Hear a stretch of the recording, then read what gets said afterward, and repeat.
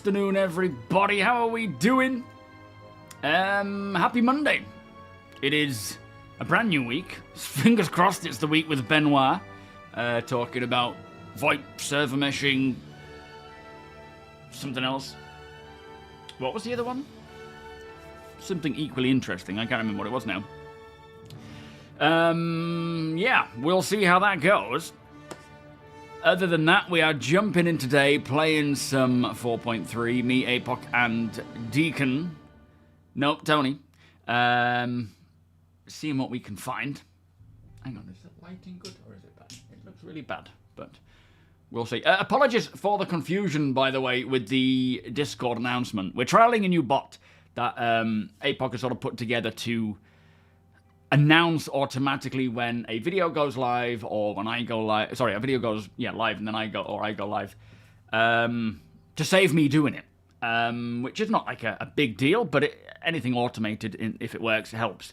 And it seemed to have jumped the gun when I maybe changed the title, I suppose, of the live stream. So it may have announced it a little early, but it seems to have worked for the proper announcement. So we'll look into that and make sure it's tickety-boo. Oof, what have I done there? Anyway, Dimitri, APOC, JJ, Scott, Half, Deacon, Dale, Sandman, Jason, hang on. No, I haven't said Jason yet. Alzinor and Spike, 07, and welcome. Did Jared say that? What, at the end of this last episode?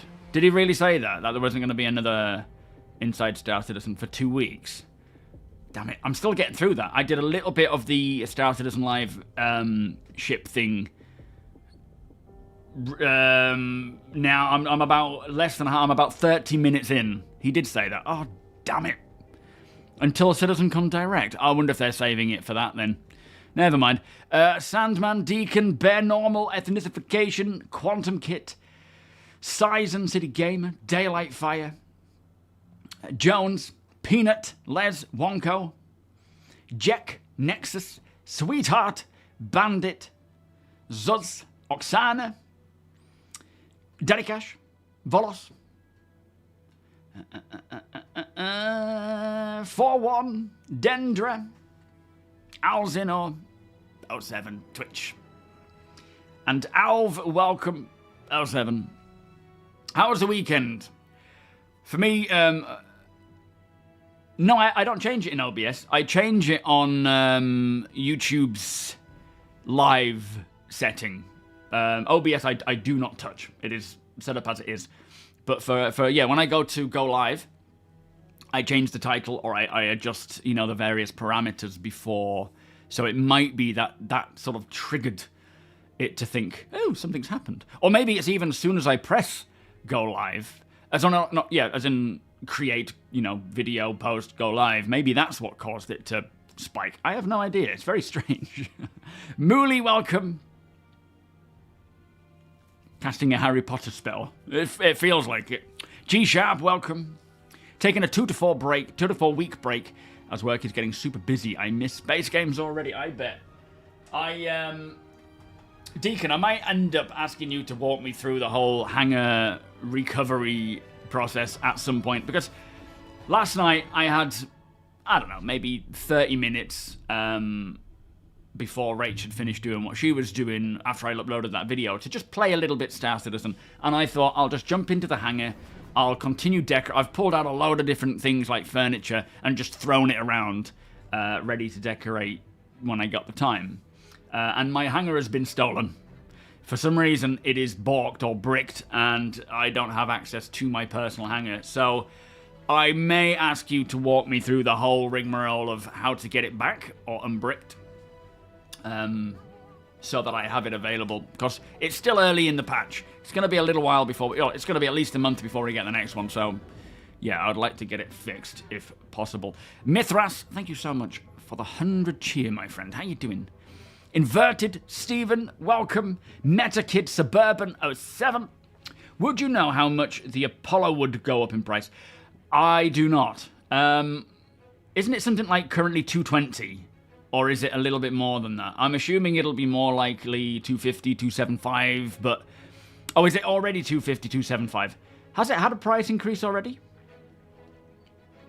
If it does, it might be 275, 300. It could go up more than $25, but yeah, we'll see. And it hasn't been increased yet, so most likely will do then. Yeah, it might have been that did it, APOC. But the thing is, I see people saying that they haven't... That decorating seems to make it brick. Some people say that they don't decorate and it bricks. I don't know if it's really related to that too much, or if it's to do with ships rather than items. It could be a number of things, to be fair. I just do what I want to do, and if it bricks, it bricks. Most times it doesn't. And most of the time I decorate my hangar to some degree. So it's strange. What's that one code? Do the, Oh, it's the free fly starting tomorrow, is it? Oh, blimey, okay. So you get up to 5 loose items and vehicles in the hangar, and that's fine. If you go over that, it bricks. Oh, okay. In that case, I'll try and stick to a limit then. Is the different variants worth it, G-Shab? Are you talking about the Apollo? You're missing the free fly bear. You keep trying to come back after not playing all year, but I don't feel like much has changed. I mean, I take it you haven't tried it recently, Suburban. It is actually in a very good place right now.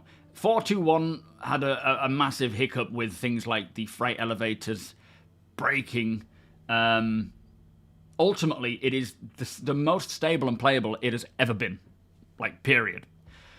There is obviously still issues. It still needs to get, in a lot of areas, need fixing. But I do highly suggest giving it a try. The downside is, if you do come back around this time, you are walking straight into a free fly where there could be more problems because of the increased player count.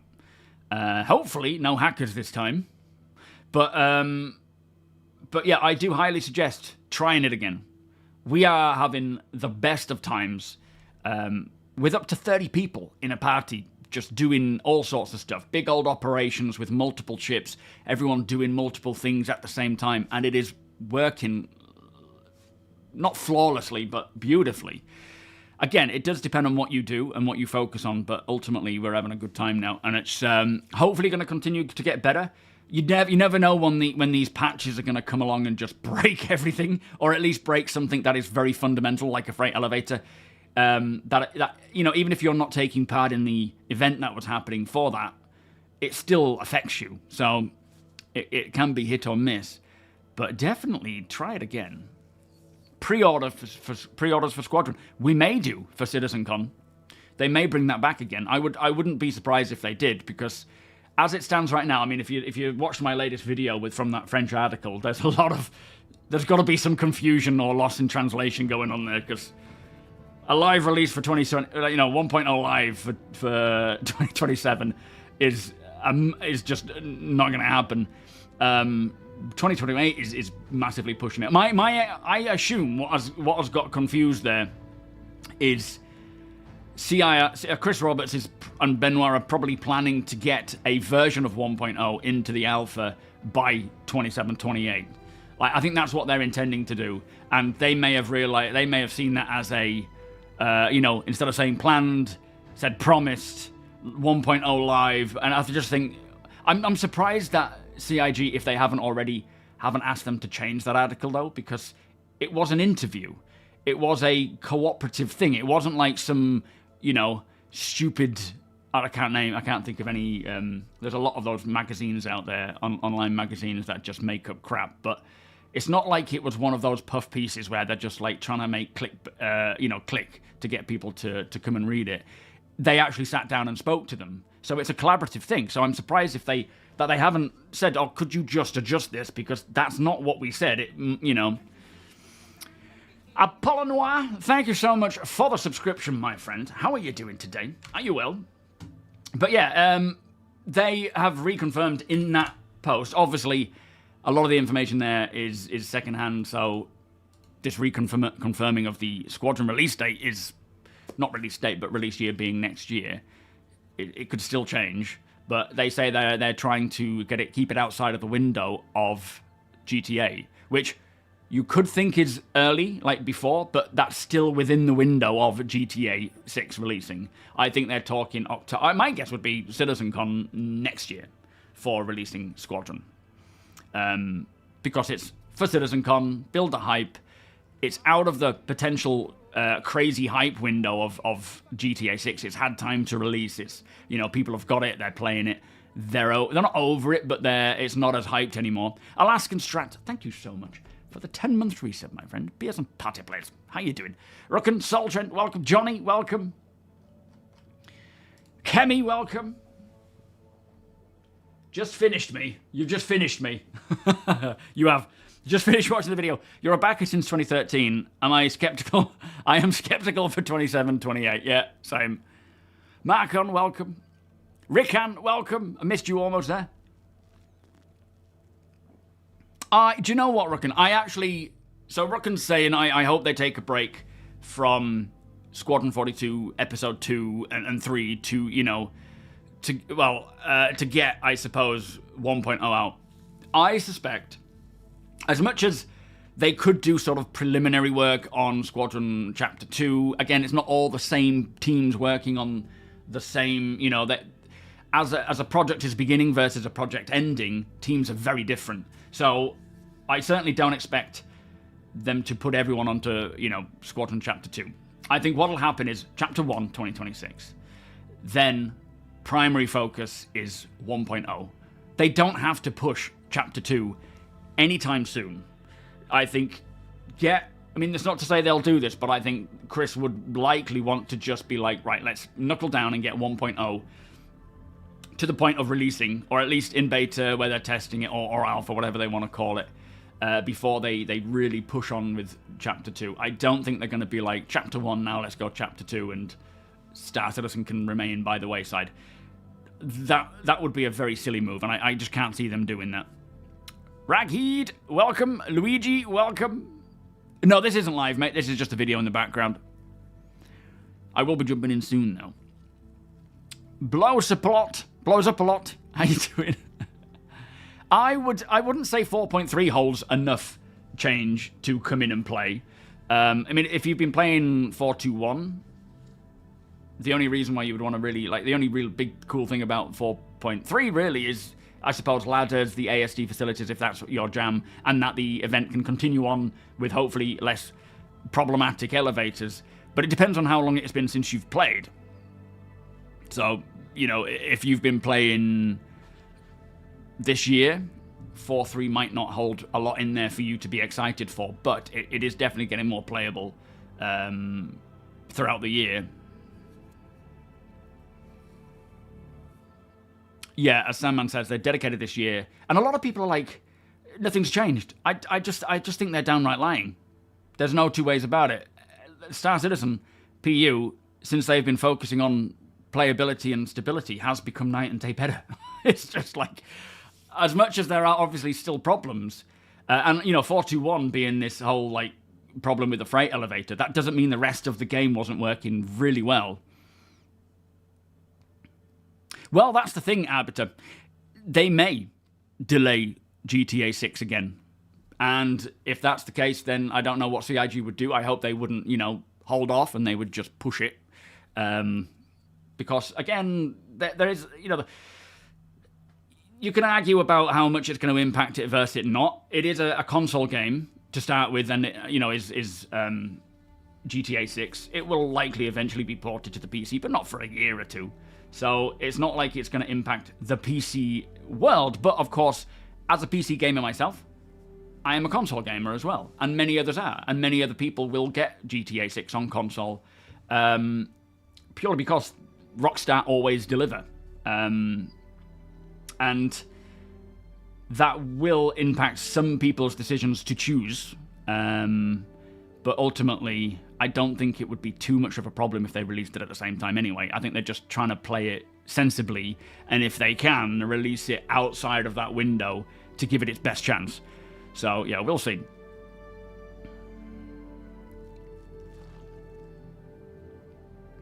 Yo, Sketto, how you doing? Well, he has said that in the past about going directly onto Squadron. And I think part of that is true. Like, the narrative team would certainly have, you know, Dave and whatnot may switch straight onto that. But when you think about, they're not building, Squadron Chapter 2 from scratch. They've got a lot. They've already got all the assets. They've got the tech. They may need some bespoke locations, ships. The story and narrative needs to be done. But that's not like it's super impactful of the PU, because they already have a good chunk of the gameplay people working on the PU, and it's separate. So it's not to say that they won't move on to Squadron Chapter 2. It's more that I think they will put the primary focus on getting Star Citizen to 1.0 before really pushing on with Chapter 2. They will absolutely start working on it, but I don't think it'll be like all guns blazing like it is now. Yo, Frisky, how you doing? I don't think they're all fixed with the elevators. I think there's still some problems, but they are better than 421. 3D Boy, how you doing? Have they said how many systems? Yes, 5. So we have Stanton, there, we have Pyro. Nyx will be next, then likely Castra, and then Terra. They're the 5 that we're getting. Griff, how you doing? Wooty, welcome. It's changed, but the cross-section of game loops cannot happen until one of 2 things happens. True player-based economy or crafting. Well, yeah, I mean, I don't think crafting is that impactful in making things. I mean, it'll obviously have a big impact because it's creating a whole new economy. It's the player economy. We just need the main economy. But yeah, crafting and base building will certainly help to provide content to make it so that the gameplay loops all connect. Wait, what? We're getting server maintenance in 5 minutes? Are you serious, Luigi? That can't be true. Is that true? It wouldn't surprise me. They like to do that to me. It must be a troll. Looking at the video in the background, I wonder if we will ever get blood splatter. Yeah. I would hope so. I like a bit of blood splatter now and again. Mouse sensitivity. It's in the settings, and then is it gameplay? I think. Cherno, how you doing? Released for 2028, $4, but you'll get an Aurora plus PC hardware that can actually run smoothly. You what, Cherno? What are you talking about there?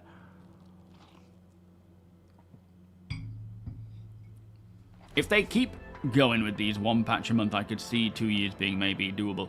I don't think the patch release cadence really has anything to do with whether or not they can push out the game quicker or slower. I think it's like right now. I mean, I guess what you're saying is the rate of quality of life and fixing. I think the idea being this year they're supposed to get Star Citizen to the point where most of the tech debt or the bug debt and quality of life is up there to what it needs to be. Continue to roll out what we're getting from Squadron, which is a lot of stuff, and then continue to work on the content and gameplay and so forth. Next year, we might not see this monthly release cadence. It'll probably go back to... oh, no, maintenance is confirmed. It'll probably go back to a month... a quarterly release. We'll see what they say, though. I don't think we're going to see Nyx by the end of the year upon them. I think there's, their focus is quality of life. We could, but I doubt it. I think it's more likely going to be a next year thing. I think most of the big content stuff, aside from, even engineering could still be a tech preview by the end of the year. Yeah, I wouldn't think so. Flood, how you doing? They talked about a gore system and blood... What did they say? Can you remember? So, they're performing a scheduled server maintenance starting at 1:30 p.m. today. So that's in about 3 minutes. The maintenance window is expected to last up to 4 hours. Okay, for God's sake.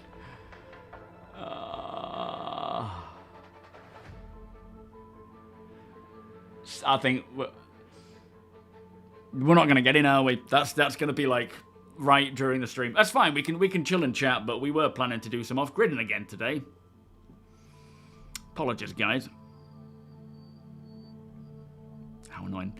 I think people are just overlooking the pieces of 1.0 we've gotten so far this year. We haven't gotten full cards, but a lot of those 1.0 features have started trickling in already. Yeah, absolutely. I think my best guess as to what this whole article was talking about, especially with the, you know, promised 2027, 28, is, as I said earlier, I think their intention is to get a 1.0 alpha version, or if they call it beta by then, I don't know, it's not relevant right now, but get a non-live released 1.0 version out by 27, 28, with all the stuff that they want 1.0 to contain, to then test it for, I would say, at least a year or two.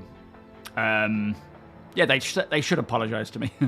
At least a year or two, because they will want to make sure that 1.0, with all of its content, not just little bits, you know, all of it, is tested in terms of longevity. So they don't want to release something and then a year down the line or 2 years down the line something happens where, you know, someone's hand, you know, a crafted Bengal carrier or space station or base disappears through a persistence issue or something. They need that long-term data. They'll gather as much as they can now, and then, but they won't be able to test it without all the tech, all the features until 1.0 is in our hands. Now that doesn't mean a live release. We will be playing 1.0, whatever that will, you know, contain, before it is even close to being a flip switch live product. And then they will want to make sure that they do thorough testing, longevity data gathering, and I've just made that whole sentence up, but it sounds a bit appropriate. So yeah, I think their intention is, like, there's no way they can do all of that as well as the testing and data gathering and quality of life and fixes while we're playing 1.0 by 2028. It just doesn't seem plausible. So we'll see what happens. Yeah, I think Nyx is close. I think that, like, right now, we from what we understand, it might not be referring to Nyx, but they are populating a location with multiple locations and content and gameplay. So to me, that says star system. It could just mean a big location. You saw a video series of someone circumnavigating Hurston on a dragonfly. That's going to be my... Well, wait until we have logging out without beds. That might be a better option. Otherwise, you're going to have to really go for it. You were contemplating laying in bed and watching the stream or logging in. There you go. Yeah. Decision made. I need to apologize to you for not seeing you for more than a week. Who's this? Dendra? Has he been avoiding you? It could be Zuz. I mean, again, if I was to guess, this is all just my own speculation. I would say a 1.0, you know, first version of 1.0 would likely be would warrant a transition to beta. And technically by that point, the core tech is done, the foundation is done, it's just building out the content, the narrative and all that stuff. So yeah, I would absolutely see when they get to 1.0, calling that beta and rolling with that until they feel like they've got enough of the bugs, performance, quality of life and everything else. But that is nowhere near going to be 27, 28. That's going to be a long time beyond that, I would think. Maybe not a long time, but at least a year. My original estimate when they said about 1.0 at CitizenCon was 3 to 5 years. So it does kind of fall within that realm, but yeah, there's so much to do, you know. Yeah, the scope creep is no longer a problem, John. They know what they need for 1.0. They're working towards that. They're not, you know, everything else is on the back burner. It is just a case of getting to that point. That's not to say it will take longer or shorter duration of time. It's just they're no longer, you know, looking at these stretch goal things and being like, we need that, we need that, we need that. It's 1.0 is what 1.0 will be. Azira, welcome. A lot of trash on the ground everywhere. Hostile NPCs on stations. I love to hear about that maintenance. Yeah, true. It's not a bad thing getting server maintenance. It's just usually when I'm live.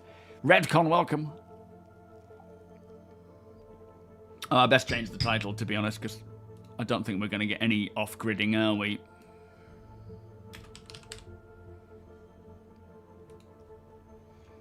But I mean, I'm a professional talker. I can fill that time.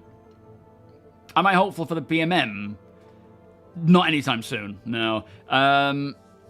What they are waiting for is not necessarily just more resources, but a developer, a ship developer, who has enough experience with Star Citizen to really work with narrative and flesh out the BMM, because they're also fleshing out the Banu. It's not just the ship.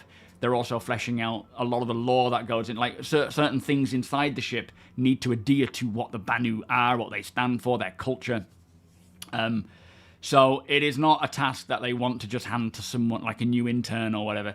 And they just, since we lost, a few years back now, we lost a few of the sort of upper echelons of the ship teams, they put that on hold. That's not to say that anytime soon we won't, they won't have trained a few up to take on other roles while a senior member can jump on the BMM. It's just at this time they're not working on that, which is a shame. I am an owner, but I'd rather it be done right than done wrong, I suppose. Yeah, having Rich Tyra, he is definitely an asset to, and him and Ian probably, make sure that Chris is focused on what needs to be done.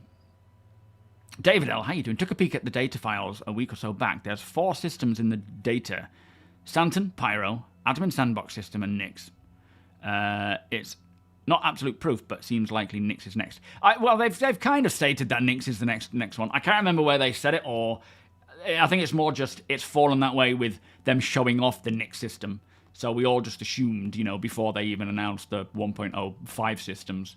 But we know they're working, Castra's in grey box. Nix is further than that. Whether they've started on Terra or not, I don't know. But it's, with all their tools, and this is the thing to remember, the tools and their tech that they're building will help to speed up the process of everything. That's why they're building the tech and tools. Yeah, hopefully it'll fix my hangar. Oh, that would be nice. Bandit, welcome. Spader, how you doing? Cyclo, welcome. Mo, good morning. Good morning. Django, welcome. Is there any player trading ship that is similar? The Kraken Privateer is, I suppose, the closest to that one. Yeah, Terra is going to be an absolute brain ache for them to flesh out, because it is essentially Earth 2.0, politically as well. Obviously, Earth will be a lot worse because Terra is fictional. Earth is not, so there's a bit of a complexity there, but yeah, it might take a while to get Terra. Medical body cleanup projects. That I wouldn't mind that. Now's a good time, I suppose, to talk about the sort of medical side of things. We know the Apollo is releasing next month, which is pretty damn hype. For me, my org mates, we're all very excited for this. There's also that little sneak peek of a Brentworth, which is the medical facility at Microtech, kind of charging station.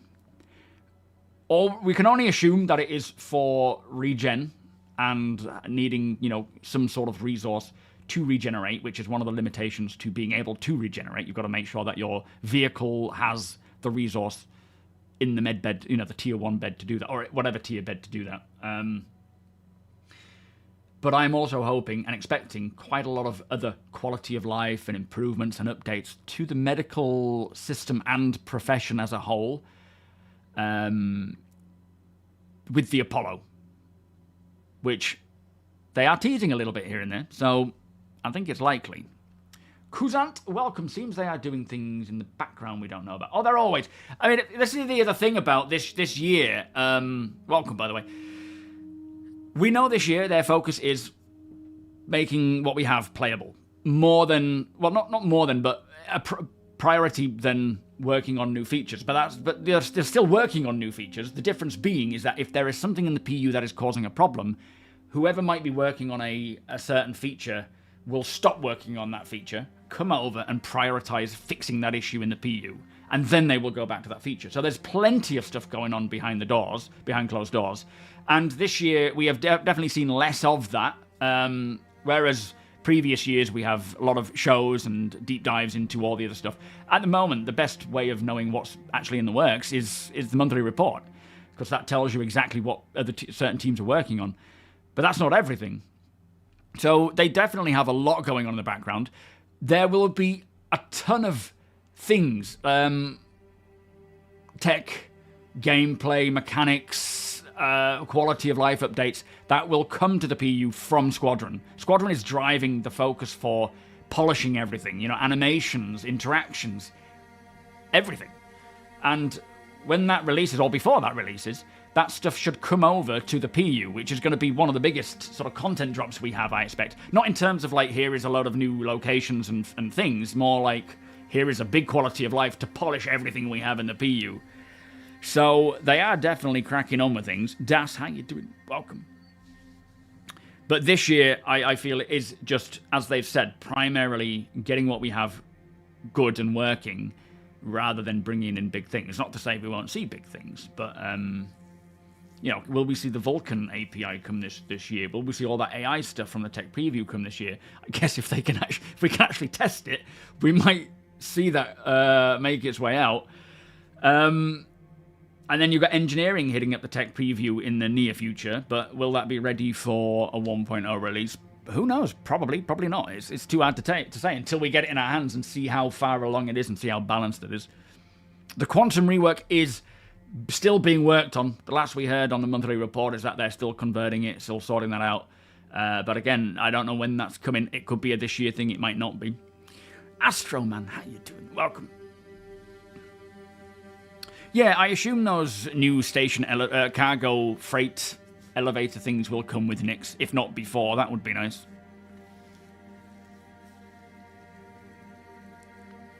I'm still really excited for the Apollo, but yeah, I suppose if nothing changes medical-wise, then the Apollo is just another medical ship with a bit of, you know, more use cases than, say, a Cutlass Red.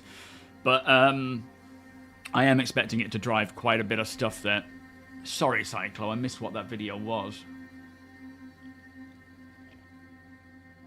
The engine shut off when you got out of the ship. Oh dear, no, I didn't think that should happen. It should just sit there.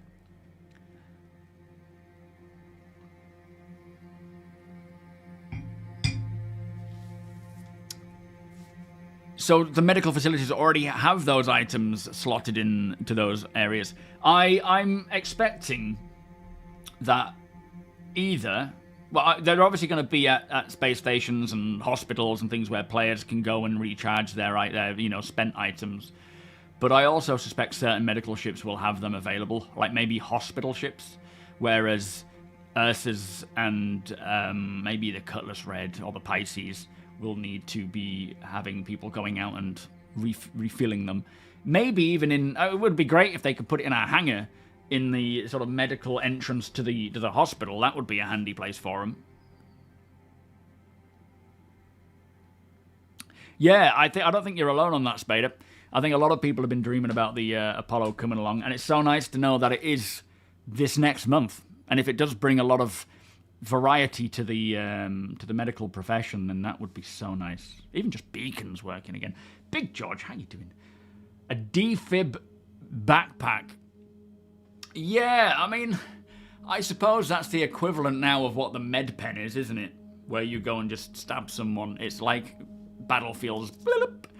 But I don't know if this... well, I don't even know if we're getting any medical updates with the Apollo. I just have that feeling. But eventually it would be nice to move away from just beams and pens and actually have a bit more like hands-on visceral thing. Like if you see a gunshot, you've got to wrap it with a bandage or put a sticker, you know, put a plaster on it as such, like a compression thing, like a futuristic version of whatever you would do. I would love to see more of a hands-on thing, but the downside being is that they don't want to lock people into animations. So if, you know, you're trying to get healed and you have to stay there and wait while the doctor or the medic puts their hands on you and holds you in a position and then you start getting shot and you're locked into an animation, it's obviously not good, which is why they've really pushed to just get beams and pens in to get it functioning. But I would love to see more depth to it. Whether they do is yet to be seen. I know they've said in the past they would like to move away from just beams. Beams just gets it in our hands first, same with every other profession. But, yeah, we'll see. Yeah, Smev, how you doing? Yes, I'm expecting so, Nexus. I'm expecting that once Squadron is released, well, not only will we get a ton of things coming over, but I suspect they will push a lot of priority onto 1.0. Yo, Ivenic, how you doing? Yeah, the quantum stuff cannot come soon enough. I am, you know, like before, maybe 421, maybe in 421, inventory was my main annoyance, and how that kept breaking. Now it is quantum travel. Quantum travel is just, I mean, you see me when I'm playing and I'm trying to quantum travel, especially when you're in a group and everyone is sort of trying to travel to the same place. The QT system just cannot handle that, and it's just, I lose my mind. It's so annoying. So I really want that, you know, the updated quantum travel stuff as soon as possible. You're gonna put two tier 3 beds in your, so right and left, 3 tier 3 in each. Is that correct? Just follow around your guild, commander and second, so that they have a permanent get out of Dodge medical evacuation ship. I think when it comes to our org use of the Apollo, it will be, the configuration will be determined firstly by what any changes will be, because we don't really know yet. There might be some changes that will, you know, we can make a decision now based on the medical system as it is, and the performance of each bed, and then it will change and it'll be like, okay, that's not viable.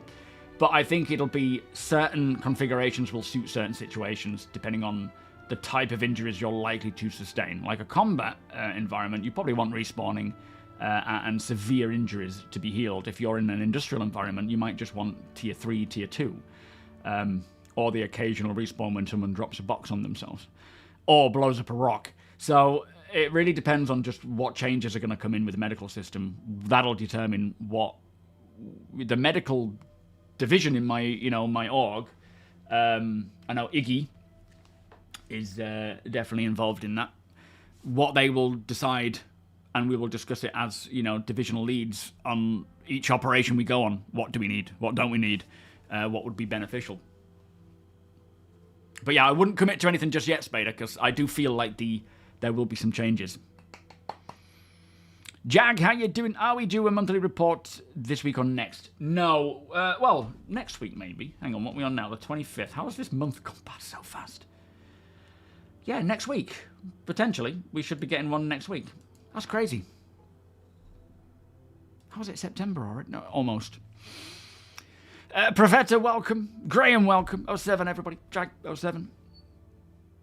You're crossing your fingers for Squadron 42 by the end of Q2 next year, as they would still need those devs to post-launch patches. That's true. They will still need to polish. It'll be all hands on deck once Squadron goes live for anyone and everyone who is capable to fix the bugs, whatever they may be. I'm expecting Q3. I think CitizenCon, that's what I'm going to put my money on. CitizenCon next year is Squadron's release date. Yeah, Frisker, server maintenance, mate, for the next 4 hours. Do you know how long my stream lasts? 4 hours. Never mind, it's not the first time. Alaska, how you doing? Welcome. Sega Bomb, thank you for the follow and welcome. Good day, Len. The new med pens and use cases for older med pens has added a small amount of complexity to medical gameplay. Yeah, because they've brought in XL med pens, haven't they? Where they offer more, say Humazole, for example, than the previous pen, but with a greater increase in BDL, I suppose. Yeah, exactly, Ice. Tarkov, an online game, an intense online game, right? It has a detailed, long healing animation. I think the best way to approach the medical profession in Star Citizen, if they're wanting to get more visceral, which I really hope they do, is have the cancel button. Have a button that you can press that will immediately cancel the whatever you're doing. Even have it so that it uses the item but discards it. You know, like if you're putting a bandage on and someone starts attacking you, have the option to, you know, press draw your weapon, you drop the bandage, you don't get healed, and you're immediately back in it, which will incentivize people to actually wait until they are in a bit of a safer spot. It'll put some intensity in using up resources that you don't want to use up if you can help it. And it doesn't lock you into an animation that would just mean you're still there wrapping your arm while you're being shot, being like, hang on, for God's sake, I'm just fixing myself. Geneva or what? Super D Gaming, thank you for the follow. That would just be my expert. There's always a solution to something, but Beams gets everything into our hands first. And then they can adapt it from there. Same with engineering. You know, they did say Beams first, and if they find a need or a relevance, they will then work on more bespoke interactions with fixing certain issues. But I want, you know, everything to be more detailed and hands-on than just Beams. Quantum travel, suit lockers, and ship object persistence. That's what I want. Well, that's the other thing that Benoit was going to speak about. So whenever we hear from Benoit, they may be saving it until CitizenCon now, because we're that close, and if there isn't going to be an Inside Star Citizen or Star Citizen Live until CitizenCon, we definitely ain't hearing from Benoit beforehand. So, looks like it. Server meshing, and you know, we're expecting this sort of update anyway at server meshing, so might as well save it for that. But server meshing, dynamic, VoIP and FOIP updates that the Montreal team need to do first to support the greater amount of players on a server, because VoIP at the moment only still supports up to 50 people. They need to do that before the audio team can do anything with VoIP to make it better. And persistence, long-term persistence. They said Benoit has some updates, some developments on long-term persistence, which I hope means whenever there is a patch update, we don't run the risk of losing things that we've either bought or salvaged in-game, because that is one of the biggest killers of fun for a lot of people right now. Astro, how you doing? Welcome.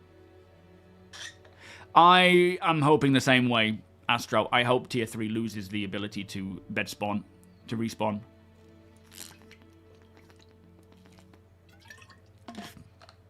Tier 3 on one side, Tier 2... Well, yeah, I mean, again, it depends on what bed can allow for respawning, how often and how likely we are going to get various different tiers of injuries based on what we're doing.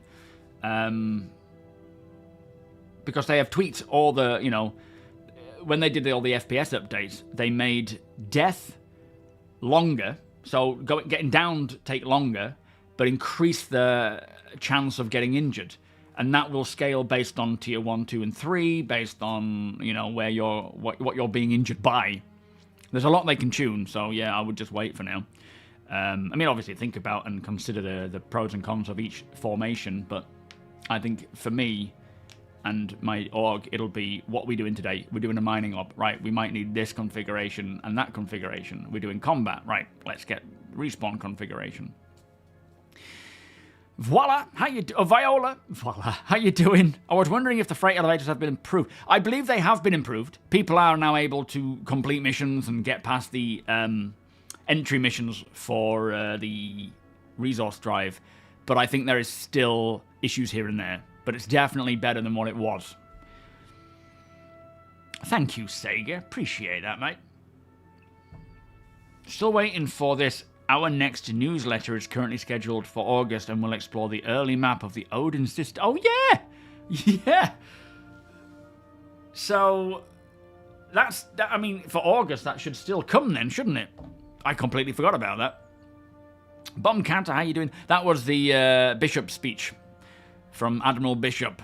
It was just an old video of Bishop speaking to the Senate about the Vanduul attacks. Oh, the message has disappeared. Wait, so we're able to get in now, are we, Wonko? Servers are still up. It was a lie. I don't know what's going on.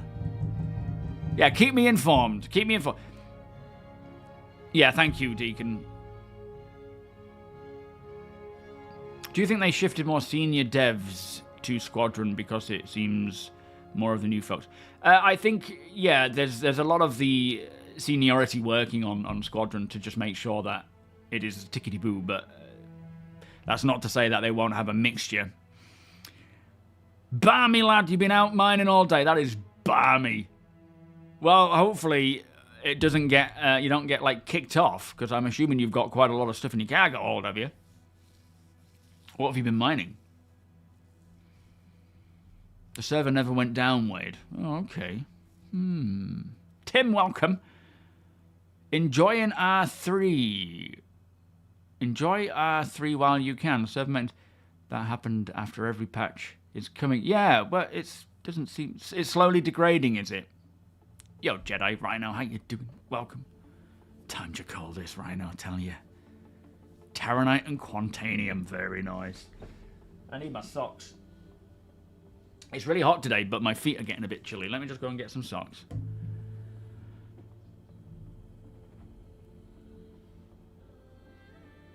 Oh, CIG have said that's the case. Okay, there you go.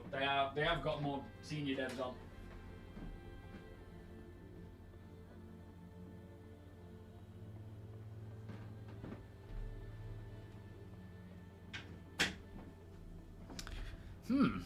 I wonder if they're doing the maintenance or not. Do you think they will do the tech preview soon? I think they'll have another... Well, it's hard to say. They can probably have multiple tech previews at the same time, but I don't think they would want to. I think they would likely want to do another Vulcan test first, because clearly nobody could test anything during that tech preview. Yeah, thank you, Deacon. You know, people couldn't even get in to test. People couldn't get equipped items. They couldn't get in to test any AI. So as a test, it was practically a failure for what they wanted to focus on. There was a few things gleaned from it for us as a community to be, oh, that's interesting. But ultimately, they wouldn't have got the data they needed to make an informed decision as to whether the Vulcan stuff and AI stuff worked. So they will certainly do that again. But whether they run a short duration engineering test and then they can chop and change ultimately. So I don't know. It's the long way of saying that. Oh, you can't get on, Graham. Oh, hello, Jedi, over on YouTube. I've just noticed every patch has some hotfixes and gets pretty good. And then they do a server maintenance and it just falls apart. Oh, I wouldn't say server maintenance knocks things out of whack. The only downside is it clears everything away and it wipes everything up, doesn't it, I think?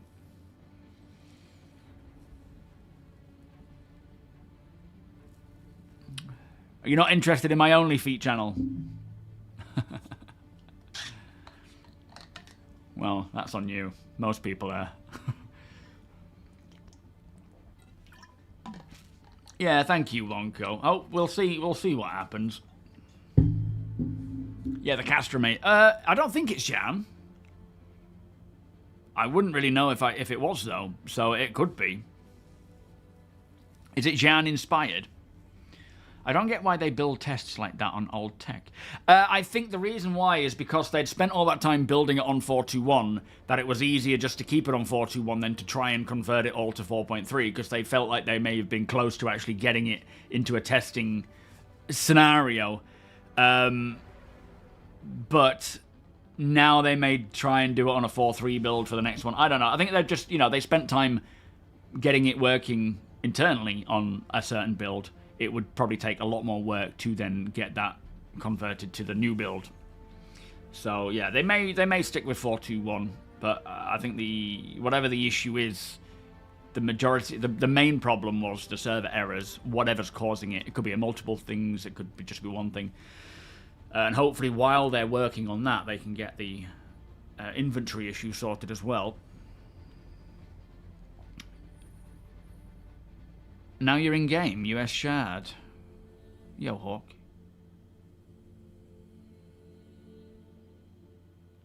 How strange. Only ships page. There's enough ship porn out there. We don't need any more of those.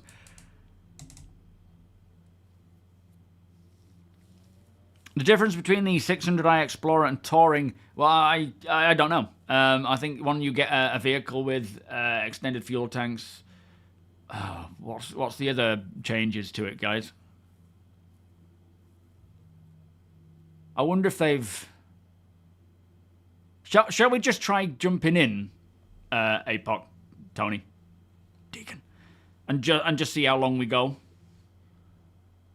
It could be that they got it wrong, and there was no intention there, and they're like, oop, take it down.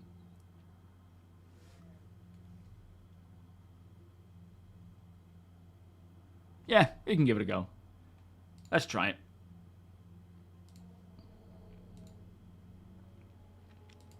No, my luck, they'll just be like, oh, there we go. Boop. Someone at CIG may have fat-fingered the old banner. They need to have dialing ones, typing ones. Yeah, all green. All right, well, let's go in and see how we get on. Well, I'm just launching now. Go, Super D. No, I don't know how many Idris per wave. Does anybody know how many Idris per wave for the next sale? 3. I'm kidding. I have no idea.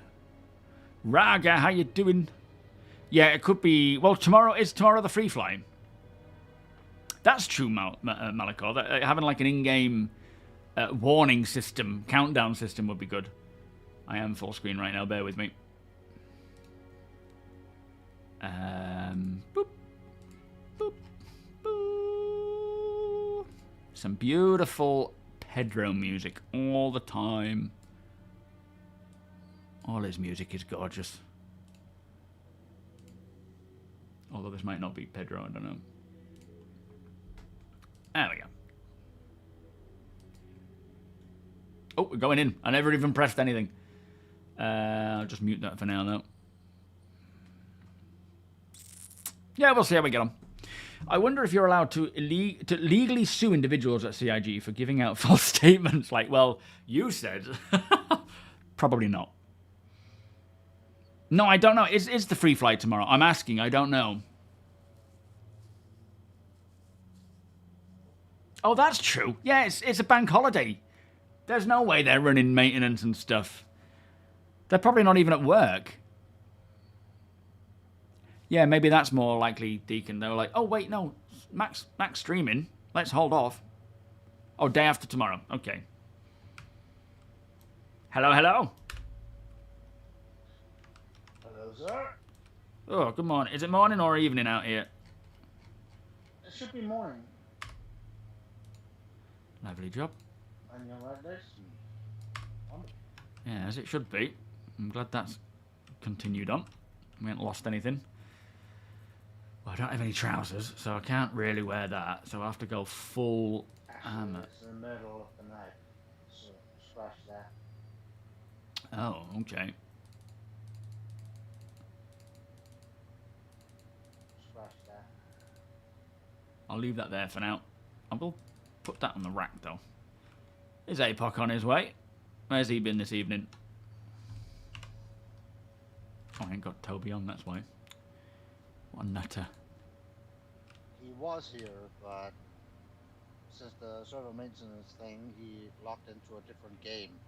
Like the traitor he is. Oh, that was silly, wasn't it? Oh, wait, no. Oh, we're just... maintenance is happening in just a second. It's happening. Log out, quick, log out. Quick. Run. Get back in your ship. Shut my door. Flippin' heck. This is a carry-on.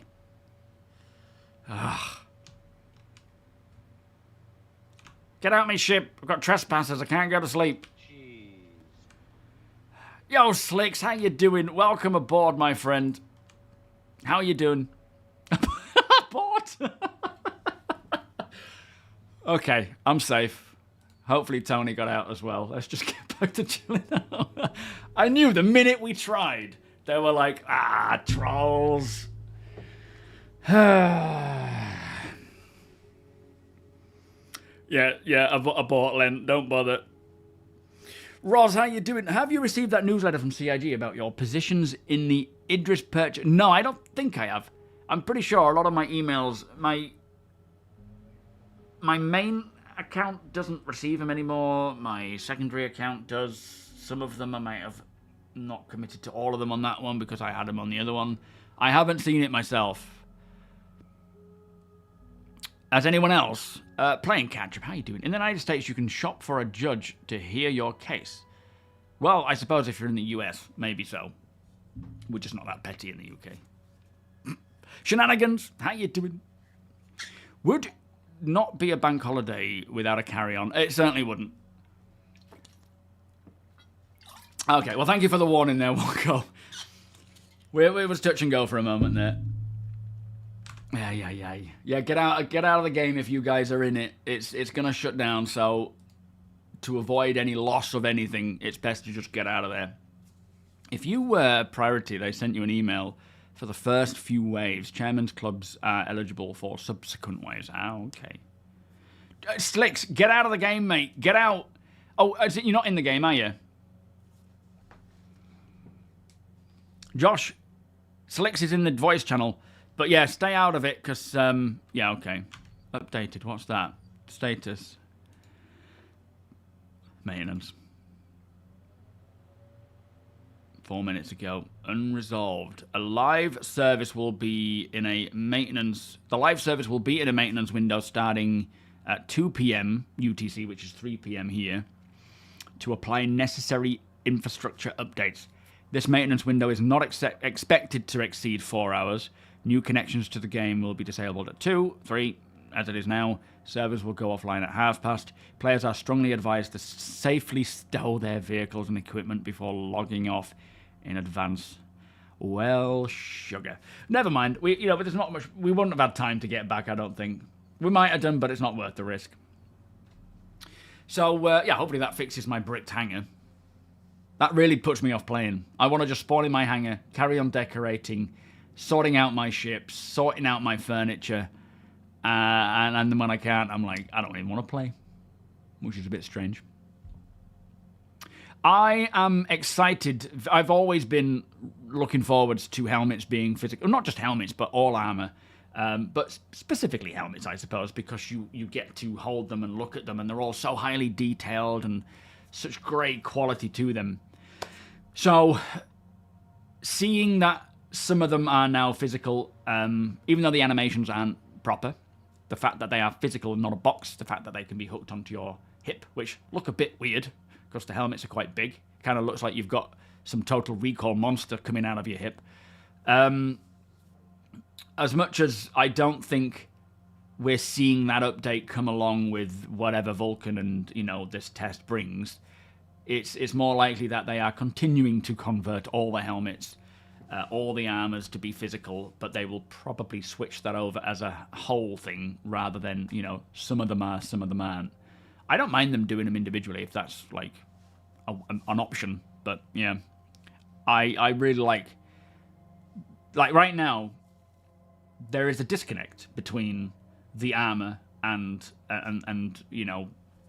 being in the game physically, because you're only seeing it as box. When you are walking around and seeing actual physical pieces of armor, especially during these trade meets or when you're looting and scavenging, you're seeing helmets and armor displayed, and some of them looking a bit aged or degraded, or you see one that you've been after for a while, you will see it. You don't have to go and look at the box to see what it is. And that is going to make the game just feel so much more visceral and immersive, because you're looking at these items.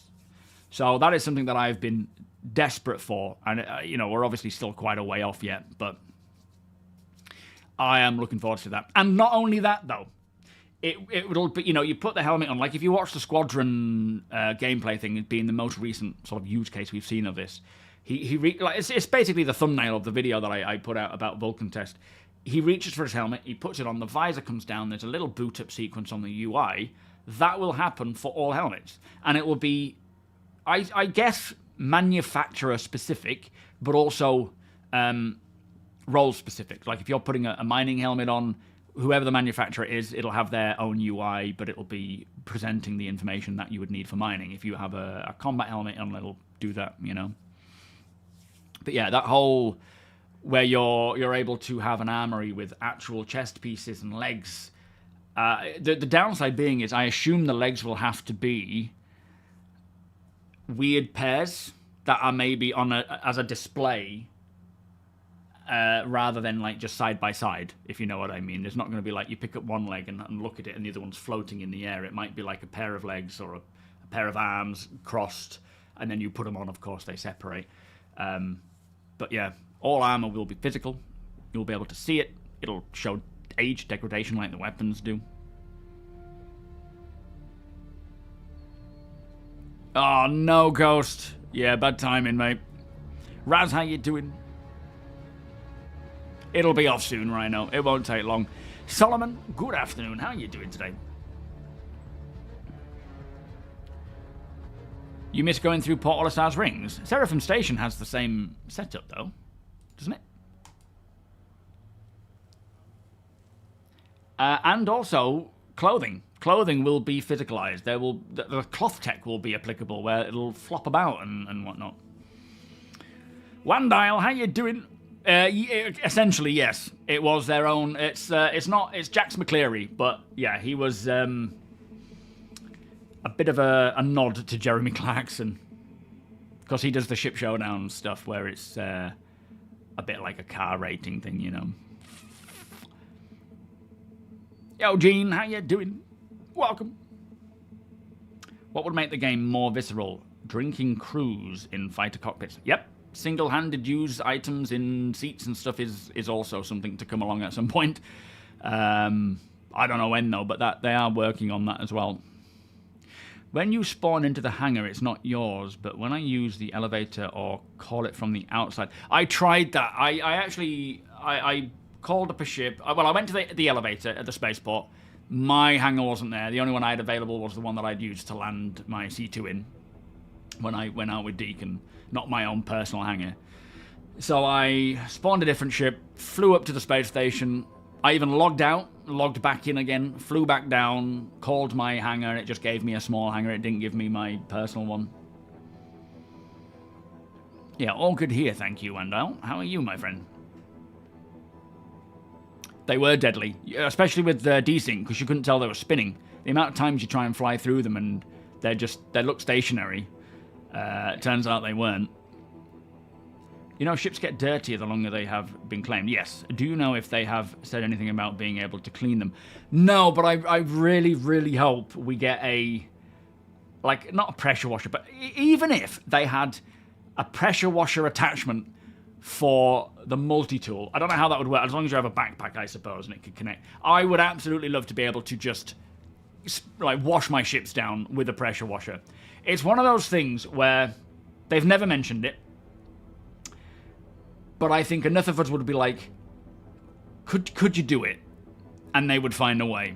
But at this time, it is certainly not something they've mentioned, and it would be way down the line, if at all possible, or if they'd ever do it. Just repeat that, but to a different planet and use your reclaimer. Why? Because it's an XL. So is that how you get around it then? The Atlas pressure washer. I could just imagine. I love pressure washer in my car. I haven't done it. I need to do it, but we've got a hose pipe ban at the moment. But I would love to walk out there with an Atlas, just spraying it down. That would be so funny. Nicole, Ideritus07, how are you both doing? Zimba, welcome. You're mafted, I saw. Yeah, it's hot, mate. It is like 25 degrees right now. So yeah, I'm all right though. I've got a fan blowing on me. They are decent, yeah.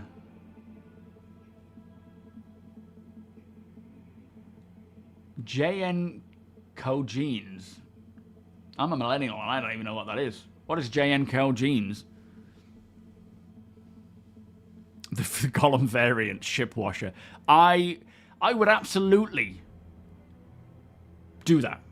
I would love, when I say how when I only have half an hour to play, I just want to jump in, I want to mess around in my hangar, sort out my ships, sort out my, decorations. I would totally spend time washing my ships down for that half hour of power. Yeah, there is a power wash simulator. I mean, I have a power washer, so I generally don't feel the need to play a power washer simulator, but that's not to say that I wouldn't enjoy it. I absolutely would. I'm looking forward to putting out fires as well. That's going to be fun. I wonder if they could just do a similar thing to a fire hydrant where it's a pressure washer. Like, technically the tech should be somewhat similar with my vast knowledge of game development, right? The resource drive will be going on until 4.3 becomes 431. The Raptor with a pressure washer attachment, absolutely. Yeah, Winter Walker. Before hangar spawning, how it worked if you got yourself killed. Before hangar spawning, how it worked. What's that? Sorry, Winter. What you asking there, mate? Welcome, by the way. 07. I mean, there may be a thing in the UK. I only wear Levi's. I don't actually wear any other type of jeans. I've got like 6 pairs of Levi's, and that's all the jeans I need. Ilkan, welcome. 07. Oh, they're like the baggy ones. The big, yeah, that's not my style. I would look like a right tool in one of those. It depends on what you're after, Ilkang. It's an alpha, it's a work in progress, so it's not a finished product. So, you know, if you're after something more polished, bug-free, full of content, then Star Citizen is not for you, but it is still, without a doubt, the best game, the best thing I've ever played. But we are still a long way from it being finished.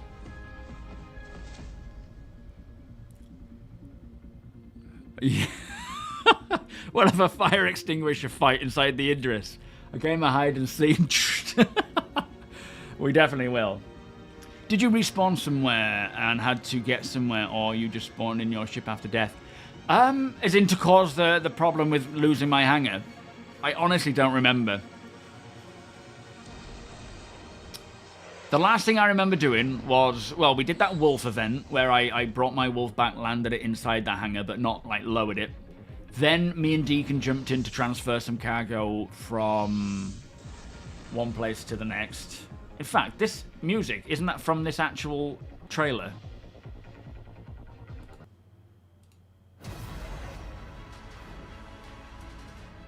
No, it's not. It's close. And I'm not sure if something along those lines caused it to break. It's probably because I've been throwing a lot of stuff in my hangar that has caused it to break. Decorating it and so forth. Yeah, apparently anything over 5 items and it starts to have a problem. But I'm still going to try. The Blind Deaf, good morning. How you doing? Welcome. How do I feel about Death of a Spaceman? I feel like this and engineering will turn a lot of people off this game. Yeah, probably. And so, yes and no. I backed the game with the knowledge of, you know, Death of a Spaceman being one of the key reasons why I backed the game. I love that cause and effect. That said, it would probably be very harsh as it was originally portrayed. There is definitely things that can make it a bit more balanced and better.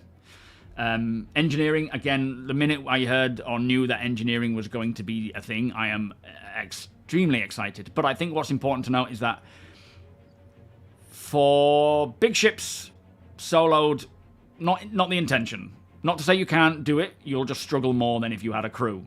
And it all depends on the situation you're involved in. For smaller ships, you're not really going to have to think too much outside of using an MFD, swapping out components if they are physicalized, if they're breaking and need to be swapped out. And, you know, when all is said and done, not in testing, not throughout testing, because the speeds at which things break, the rate at which you die, and so forth, they're all very varied because it's in testing, so it's not to be seen as the final number or variations. But when all is said and done, engineering will be something that is to be thought about and easy to get into. If you want to go full on, you know, with a capital ship, you could do that. Or you can just know the basics and just get by maintaining your ship.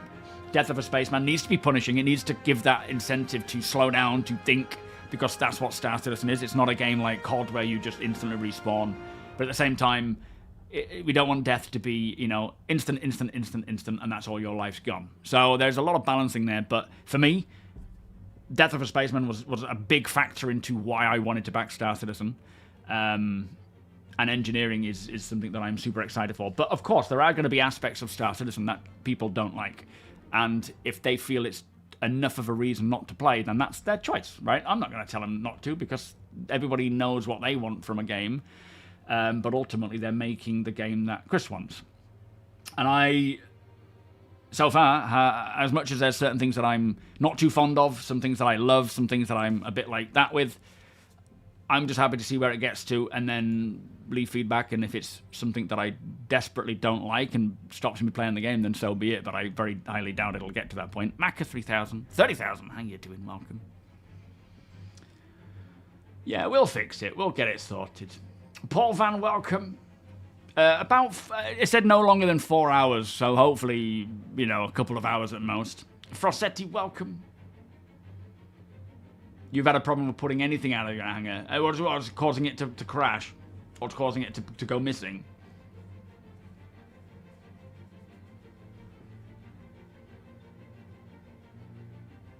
Yeah, that flare fashion seems to be coming back. That's the thing. I was born in the 80s, so like bootcut were my kind of thing as a kid.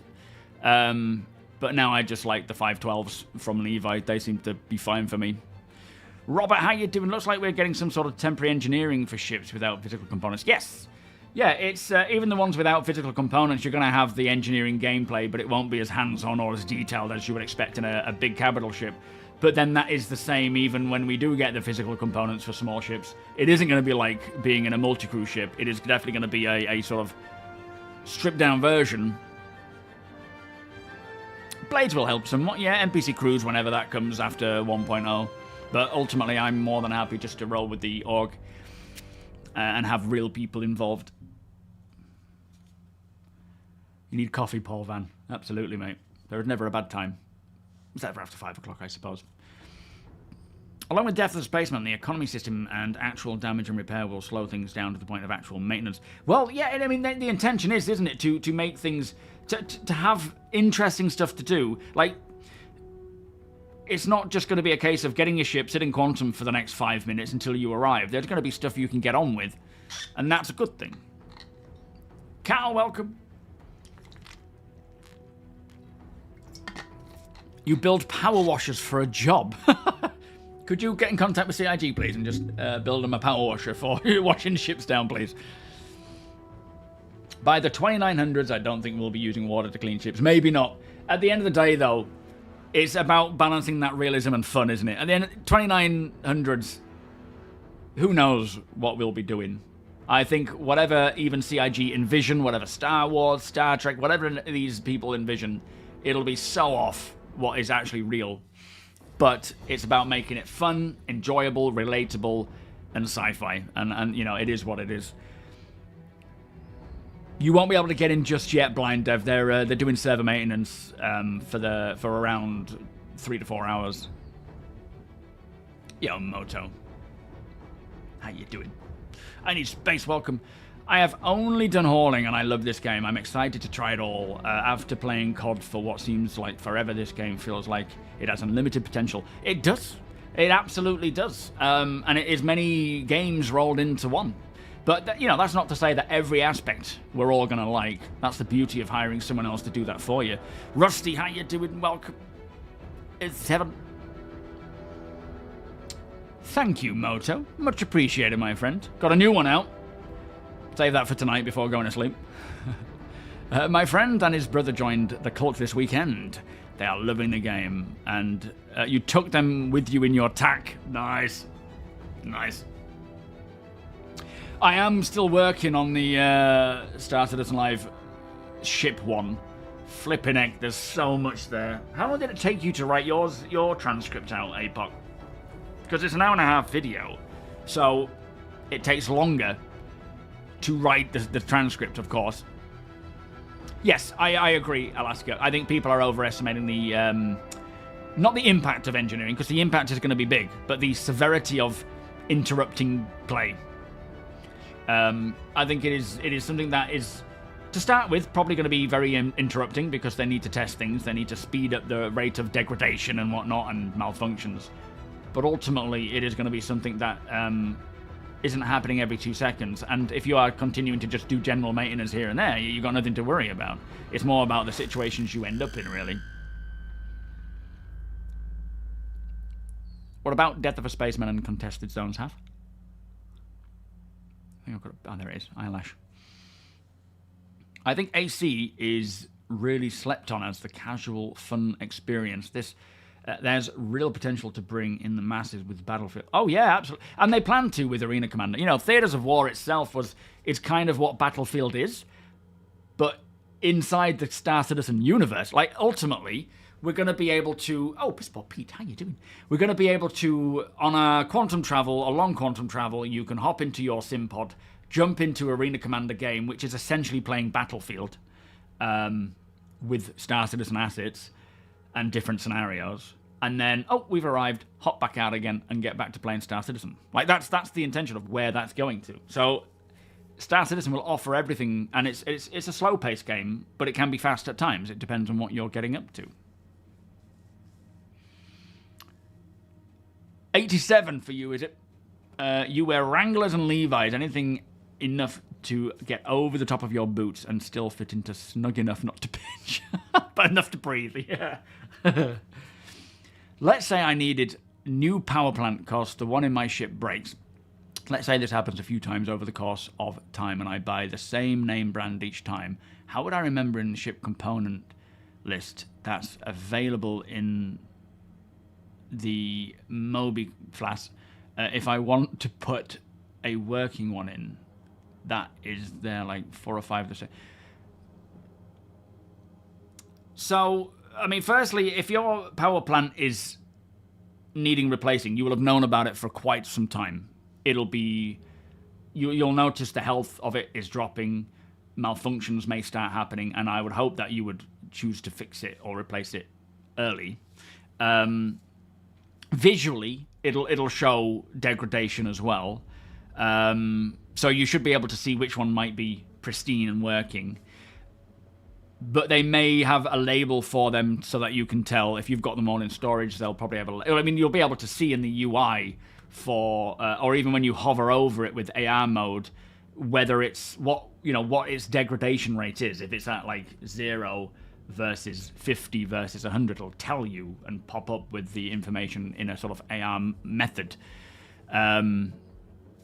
Minx, welcome. So you will be able to look at each one and tell which one is at what state of degradation or need of repair or whatever, and then just swap them out as you want to. Yeah, as Apoc says there, you'll get all the stats with your UI, either inventory or if you're just looking, if they're in your cargo hold and not necessarily in an inventory screen, when you F and look at them, then there'll be a pop-up that'll tell you what it is, or you can, have some form of information there. I would like it to be like if you have like a contact lens or an AR helmet, then it'll tell you more information. You're still playing, are you, Nicole? In the next 4 minutes, they said expect to be kicked out.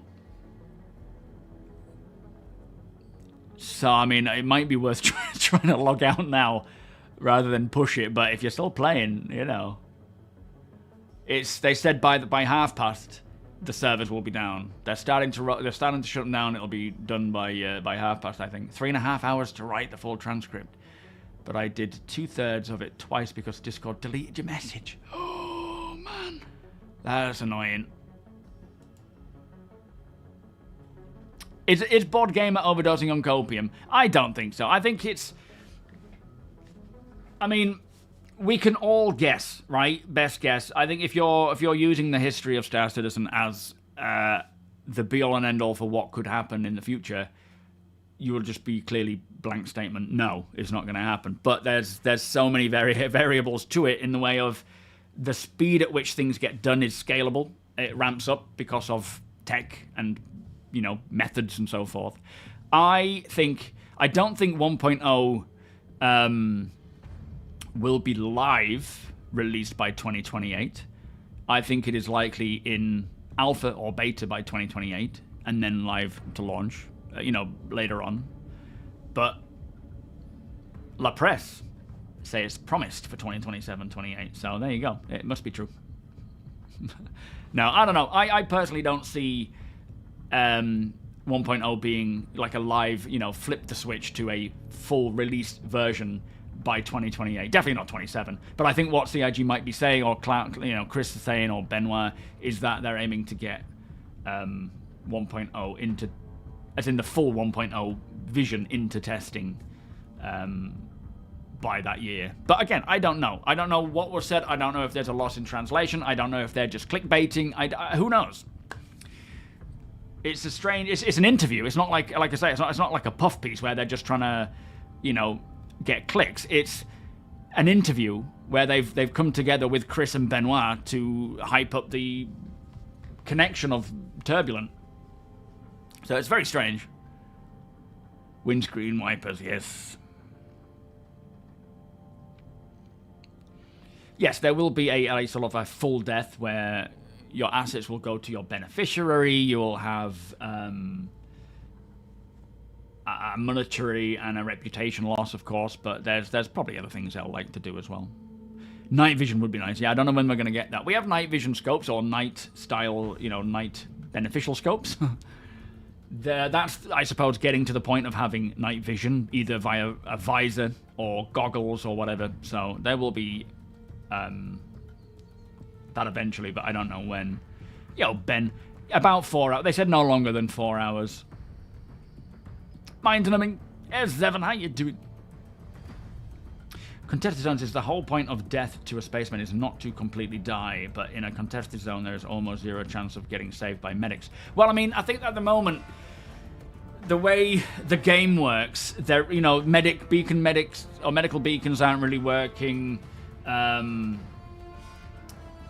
We don't know what else is going to change with the medical profession and respawning, and these contested zones, places that are very much likely going to lead, or potentially going to lead to death, they will be challenging, but the rewards will be what entice people in. If people go into them and die, they're taking that risk to get the goods. And that will encourage people to slow down, to plan, to think about it, rather than just being like, oh, today I'll just hit up a CZ and get some cool stuff. And then they just go there and get shot. It's more, you know, based on your ability, maybe working together as a group to reduce the chance of potential death. If you go in as a group, there's you know, if you go in with an extra person, there's at least a huge increase in percentage of getting revived because you have a person next to you rather than just going in on your own. It's more about incentivizing the risk reward and balancing that, right? And if it's worth it to you to go in and try, then that's your choice. And right now, how quick we die, the methods we die, the way we can be revived, the way we can heal ourselves, the way we can respawn, it is not finished. So don't look at what we have now and assume that this is what 1.0 is going to be like. It won't be. Odin, how you doing? Oh man, I can't wait for base building. It is going to be so nice when we're able to start building. Just mind-blowing.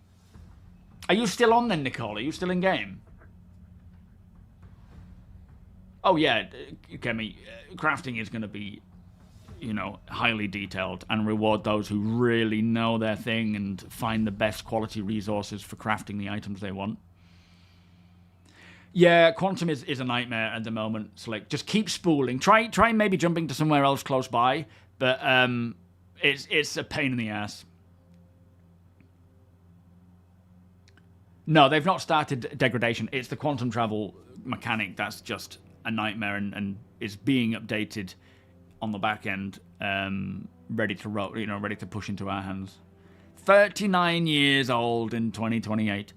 I will be 39 next month, in fact. So by 2028, be like 41, 42.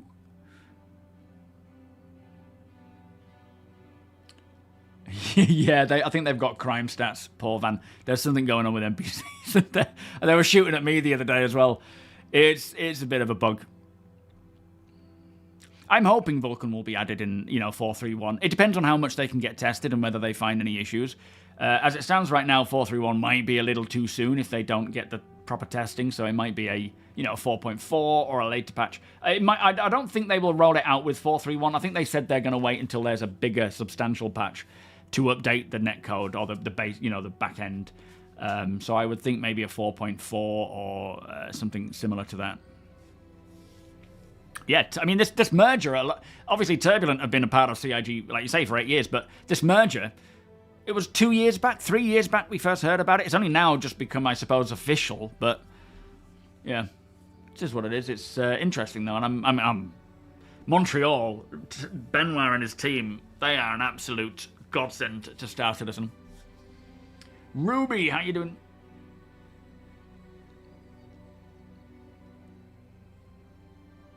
The Ilphonic time. Flipping heck.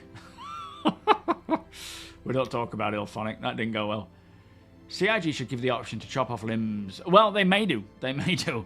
I'm sure if they don't, people will be like trying to do controlled amputations. Have you just been kicked out, Nicole, or did you leave? Did you just get out just to be safe? Hawk, how you doing? Hope we see instancing with... we'll see numbers of NPCs scale with a number of players. I don't know. I don't think they should do it where it scales based on players. I think each location should have its set ideal of how many people would be in that location based on various factors. We know, for example, if there is a place that is seeing a lot of pirate activity, then people will, you know, on the back end, the NPCs will move away. You will see vagrants moving in. You'll see crime go up and whatnot. I don't think they should just scale it based on how many players are there. I think it needs to be more realistic to events around the location. And that will determine how quick an emergency response could get to you. So that would benefit pirates. But if more security came into a location, they would then clean up the area and it will put off pirates. I think it needs to be more systemic than just, you know, a simple scaling thing. It's a bit like the whole... I didn't like it in, what was it, Elder Scrolls games, where the better you got, the harder the enemies became. It just felt like it was a constant chase. No, the only information we know about the quantum travel system is they're still hooking it up, still sorting it out. I suspect that when we get the... I'm hoping it's this year, the big flight updates, it'll come with it then. Yo, Nightly Locks, how you doing? Yeah, there's a sort of a fake way of doing it, isn't there? Aiden, welcome. I wouldn't mind getting it before the... I wouldn't mind getting the Ironclad before the command module is ready, but they may hold on to it. I think, is that what they said? I might not have got there yet.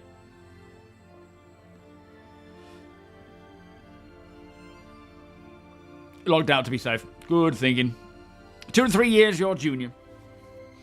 It doesn't really matter, does it, in this... I mean, once you've left school, you realise how age has nothing to do with anything. You can still get idiots in their 80s. You still get idiots in their 20s. No idiots in their 30s, though. Late 30s or early 40s, I have to say. Not that I've noticed. From what I've heard, it sounded more like server crashes and less client crashes, though, which is good. Oh, okay, yeah, it's good.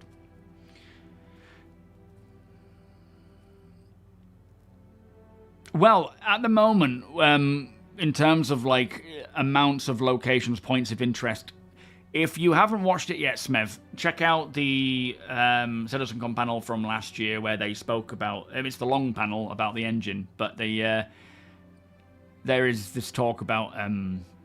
clusters and sectors and how there will be, you know, condensed areas where it's very populated. Not everywhere. There will still be places that are very barren and desolate, but, you know, you will be able to at least drive to places without really feeling the need to fly everywhere. But, yeah, quantum obviously needs to be fixed. It's just a pain in the ass. And if they can get it fixed for this year, that would be good, because that would certainly set us up for next year if this is the year of, you know, playability. Yeah, the Onyx stuff I enjoy. I think they're a cool location. The fact that I can still go, myself can go through them on my own and you know, get through and be fine and whatnot. It's quite challenging, but it's not like impossible. It feels like, and saying that, with this AI test that they did, if you've seen my video or read the notes as to what is coming in, the AI sound like they are really getting ramped up. And there needs to be... I think it still should be possible that if you are good enough, you can somewhat solo it to a degree. But at the same time, you know, when Death of the... This is going back to the whole CZ question. just because you can solo something most of the time doesn't mean it's a good idea to, especially when Death of a Spaceman's there. Because you could... If you lose a life, like life is in Star Citizen to be important. And yeah, you might be able to go in and completely take everyone out, but there's always that chance that you'll get downed just because, you know, an NPC popped up or more spawned in than you expected. Then you may lose a life. Is it worth it, right? Is that worth it for the sake of bringing in an extra member or doing something else?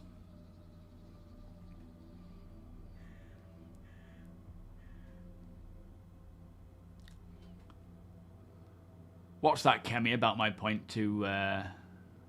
We'll see. Yeah, we'll see the effects of crime-ridden area. Exactly. And places could change over time. It can... You know, Tiberius... It can, you know, places can become more popular, less popular based on the events that are happening around the place. Porcelain Chair, thank you for the follow. Welcome. Seversa. Pagan, welcome. Just cleared your ears out with a disinfecting wipe. Okay. How you doing today, Pagan? Clean ears, I hear. I hear. Oh, dear. When people hit 70, they start becoming kids again. Do you know, it's so funny.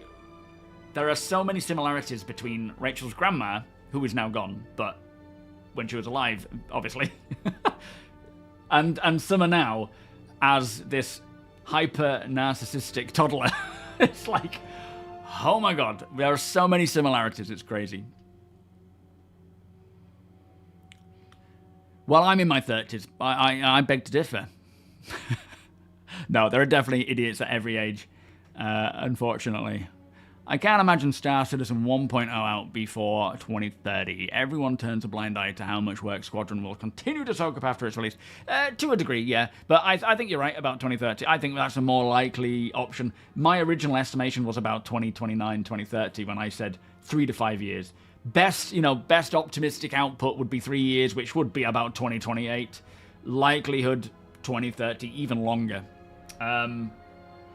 We will see what happens. I'm expecting that Chris actually meant into alpha or beta 1.0 by 2028, but, you know, I don't know. Final 5. I had a great weekend, thank you. Did you? I honestly don't remember what I did. Oh, on Saturday it was my uncle's birthday. Not his birthday, but we went out to a beach. We took Summer to her gym class, then we travelled all the way to Sands End, which took an hour and a bit. Got there, loaded up our cart with our beach chairs and stuff and Summer. Walked about 30 minutes to get to a ramp to go down to the beach. Got to the beach, had some chips. The tide came in, so we ended up having to walk all the way back to the top again. Load the car back up again because we were going to go somewhere else. And by that time it was 4 o'clock, so I just said we're going to go home. Sunday was a bit more chill. But Rachel would work in the morning, I was working in the afternoon. Did you have a good weekend? Frood, how you doing? Welcome. We will have dedicated suits for medical stuff. What we are seeing already is low. Like the next suits that we get are utility suits. I don't know in what avenue, or if it just means a broad spectrum of utility. Thank you for the follow, by the way, Winter. Where we will start to see suits that are tailored for specific things, and that could be support as well, like medical or ammunition carrying, or just, you know, heavy item carrying, lots of item carrying. And then obviously Starware will roll out and they'll all have their own stats and specs and so on. Yo, Ian, you've done it 50 times at the ASDs. Oh my lord. And you managed to, like, it was a bit challenging at times, was it? That's cool. You're almost 50, are you, Frood? Don't feel a day over 20, I bet.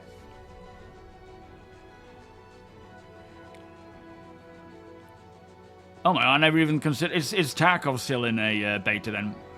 Just noticed the video behind showed the medical terrapin 2 years before it came out. Did it? Sneaky bastards. Yeah, Another Night started, like Chris Roberts saying one thing and then the full context of us all running wild with it. That's the thing, we don't know. We have no idea. It's all speculation.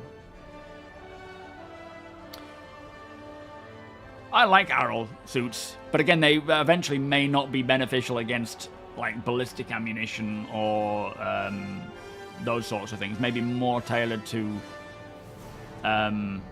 Are they mining suits or are they salvage suits? They're mining, aren't they? So maybe protects you against a blast, environmental protection a little bit, giving you the readouts for what minerals there are. Porcelain, how you doing? Honestly, if we could just get all the current systems to work, I'd be happy. Trying to do an OLP and fighting 500 NPCs every 10 seconds is just impossible. Yeah, the whole spawning thing of NPCs is a bit out of whack. The spawn closets, you know, again, throwing out tons and tons of NPCs all the time, I've never been a fan of that. It feels like it needs to be, and I suspect they'll get to this when we get whatever system their work, it's Starcitect or Quantum or whatever they've done with it now. When we get to the point where the quantity of NPCs makes sense to the location and its status and that kind of thing, then it shouldn't just be, you know, spawning after spawning after spawning.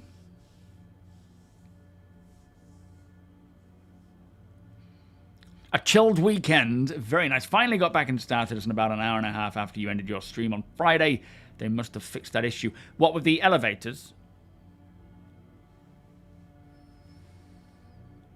Oh, so Tarkov is going into 1.0 after 8 years of beta. When's that set for, then? That's kind of exciting.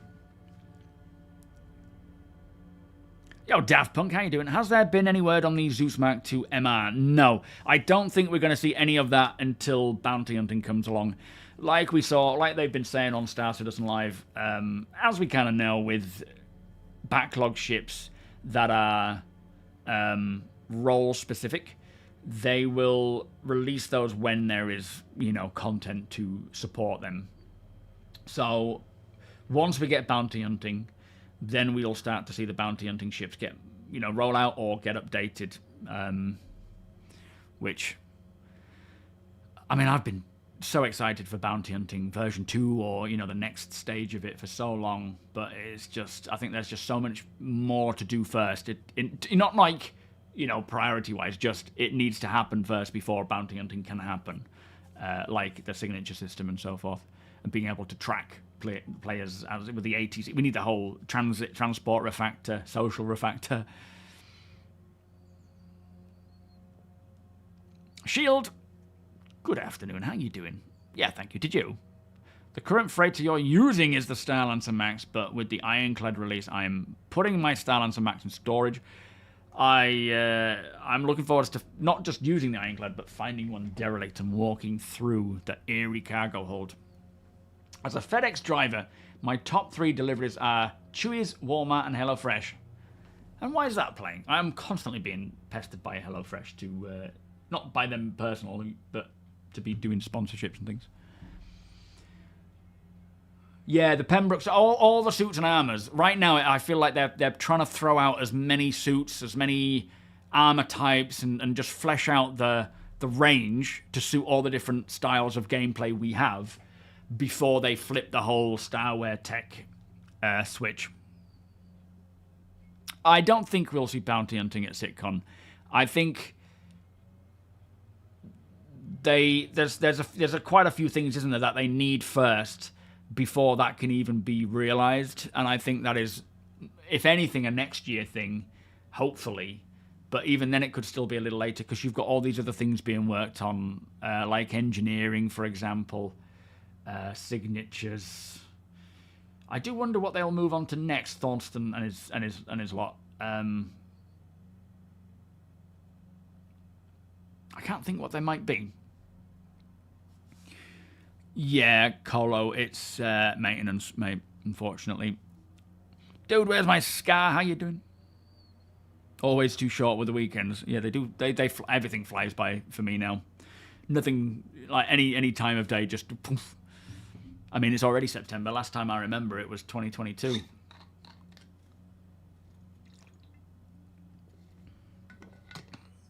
Yo, Viking, your favourite thing is putting players in Clasher when AC is dead.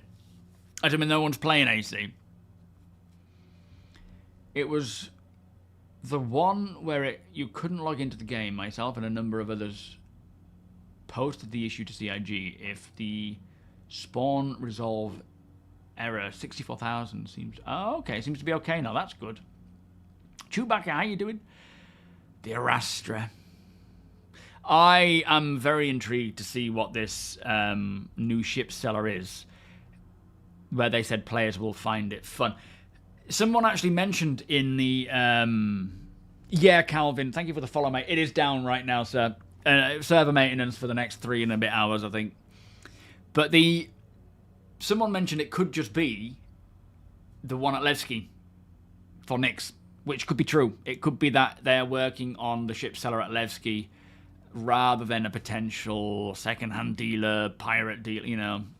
Val Harrick, thank you for the follow. Welcome.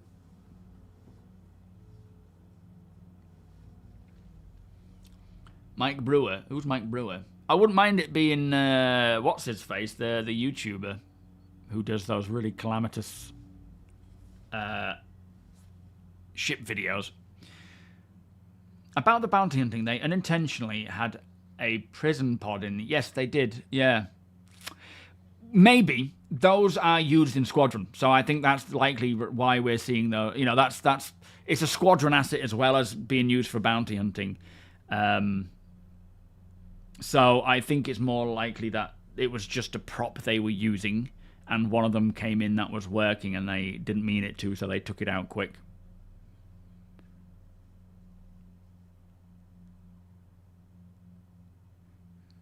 Just looked at the recent StarCitizen Live about Ship Showdown and the timestamp about the command module for the Ironclad.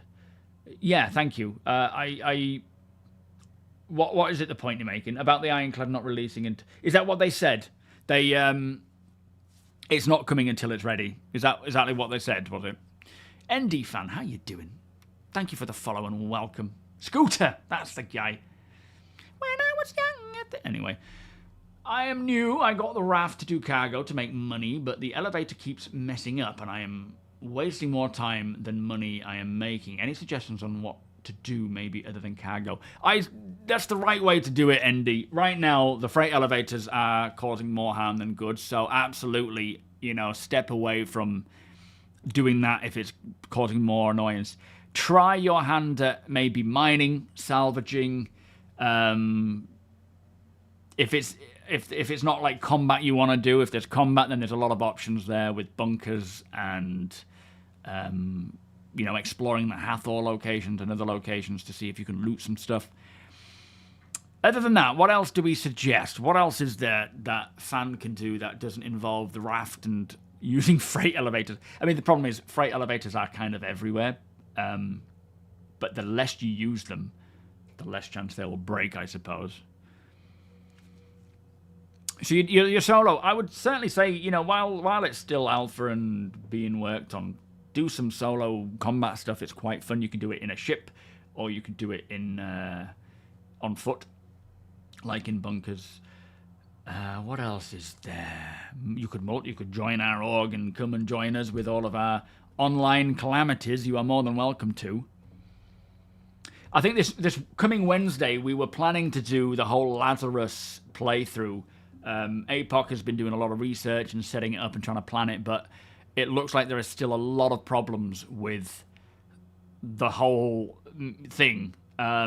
So what we're going to do instead... What are we doing instead again? I think we're doing asteroid hangars with the drug busts, I think is what they said. And we're doing it as a group within Idris, other ships, support ships, helping each other, you know, working together and just having a lot of fun with it, as well as some ground stuff as well. I think they are working better now, the elevators, but they're still having issues, aren't they? Astro, this is due to finish in December, but implement... Oh, yeah, the command module. What I'm asking, sorry, is... So they would like the Ironclad to come with the command module tech. This likely means it won't be this year. Right. So they haven't sort of... They've just said they would like the Ironclad to be around at the same time as the command module. Not a definite confirmation that it will happen. It could be Ironclad first, command module later, but it sounds like their intention is both at the same time. And yeah, definitely not this year. Ironclad is not this year. But it depends on if they choose to wait until the command module is ready and bring it out that time. Thank you, Astro. And Aiden. Nano, welcome.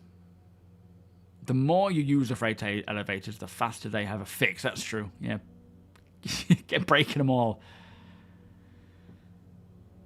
Yeah, right now with the org as well, there's you know, Deacon is running the regular resource drive thing where if you jump on board and help out, you can essentially clear a good 1,000 SEU in one session. But of course, we expect work to be put in. It's not like, you know, you just hop in and be like, "Hi, can I have 1,000 SEU?" Sure, there, you know, it is expected that there is at least some assistance there. That's just the way I've done it. I'm gonna have a wee and have a coffee. Let me just go to the toilet and then I'll be back in a sec. Oh, 2 minutes.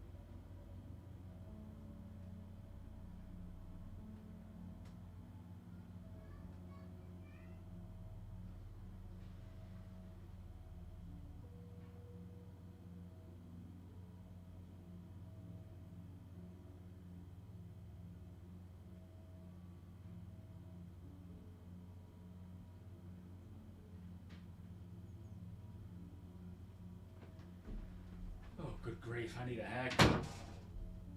I think my barber's on holiday though. Let me just get a coffee. How dare they go on holiday? That's not fair.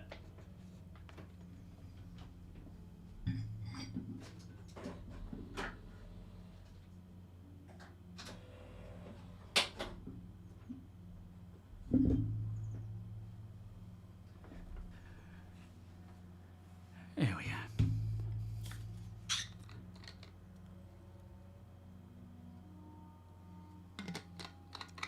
Sorry, Nano. It's always the case. Just when you think you've got it all sorted out, server maintenance comes along. I'm hoping we'll hear about this tech preview test with Vulcan again soon, because there's some little sneaky bits in there that are quite interesting. But ultimately, exposing all that those graphical options is such a win for everybody. Doesn't matter what your PC is, it's going to be beneficial. The fact they have global illumination as an option there, obviously it's toggled off. There's scaling as well, wasn't there? Which hardware and ray tracing. Was it hardware ray tracing and software ray tracing? I'm hoping by the time we get the PC built, that stuff will be a thing, and I'll be able to max it all out, record in 4K, and just see it in all its glory. Was it both? Yeah. Yeah, they want both options, don't they? Warp, how you doing? I hope this fixes the exact hangar reset bugs along with contested zones. I'm hoping it fixes my hangar. But yeah, I don't know what it's targeted for. Yeah, I've got mine going as well, Wonko. Rap Scallywag, how you doing? Welcome. Out of curiosity, how many cargo pilots do you have in your org? As I was thinking of possibly joining.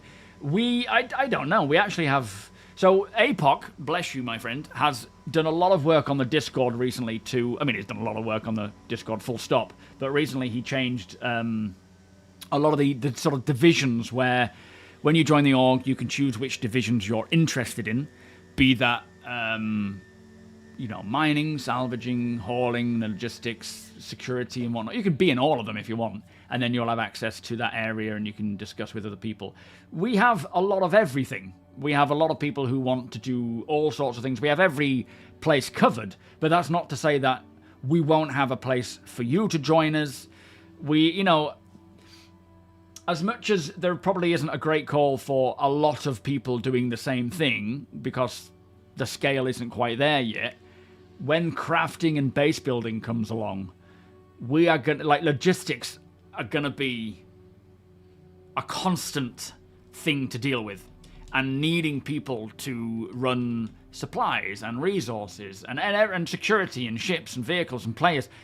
We're going to need logistical pilots for everything, right? So by all means, join on up, and just the way it kind of works right now is you join in with any event that you want to join in on. If someone is asking or looking for crew, you can choose whether you want to join them or not. If you need crew for whatever you're doing, you can post that you're looking for crew, and if someone's around, they might help. It's just a one-stop shop for people to get together and play. And we have regular events going on, courtesy of my org members like Deacon and APOC and Sweetheart and others, where I don't have to be there and I don't have to set it all up because I just don't have the time, but I can hop in if I do get the time. There's always something going on. There's always someone in Discord playing, and it's so good. I cannot thank my org enough. And all of you who have had a hand in building it to where it is now, because it is exactly what I wanted it to be, which is this collective of people where they play together, they have fun together. There's a lot of banter and a lot of, relationships being created, regular faces, and we cover all areas. And when engineering starts rolling out, I just can't wait to walk through the halls with everybody, seeing what's going on, it's just, you guys are a blessing, you really are. I'm having so much fun doing all this org stuff. Let me try and pour this without spilling it everywhere. But yeah, you're all welcome. And you just take part in whatever you want to take part in. If there's an there's no prerequisites. You don't have to take part if you're not wanting to right now, if you're not playing. We've got people that are in the org that, don't even play yet, and that's fine. But there's plenty of people that jump in and play regularly, doing all sorts of stuff. And it's experiencing Star Citizen with an org. Well, an org like mine, because I've heard some horror stories with orgs.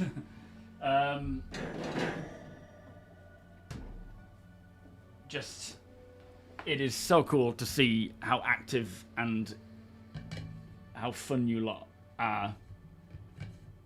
And obviously everyone's so individual, and it's so fun to just meet everybody and see everyone working together and everything being streamlined and dealing with the workarounds. And there's literal, the funniest thing that Deacon has created with this org is rubbish bins. It makes me giggle every time.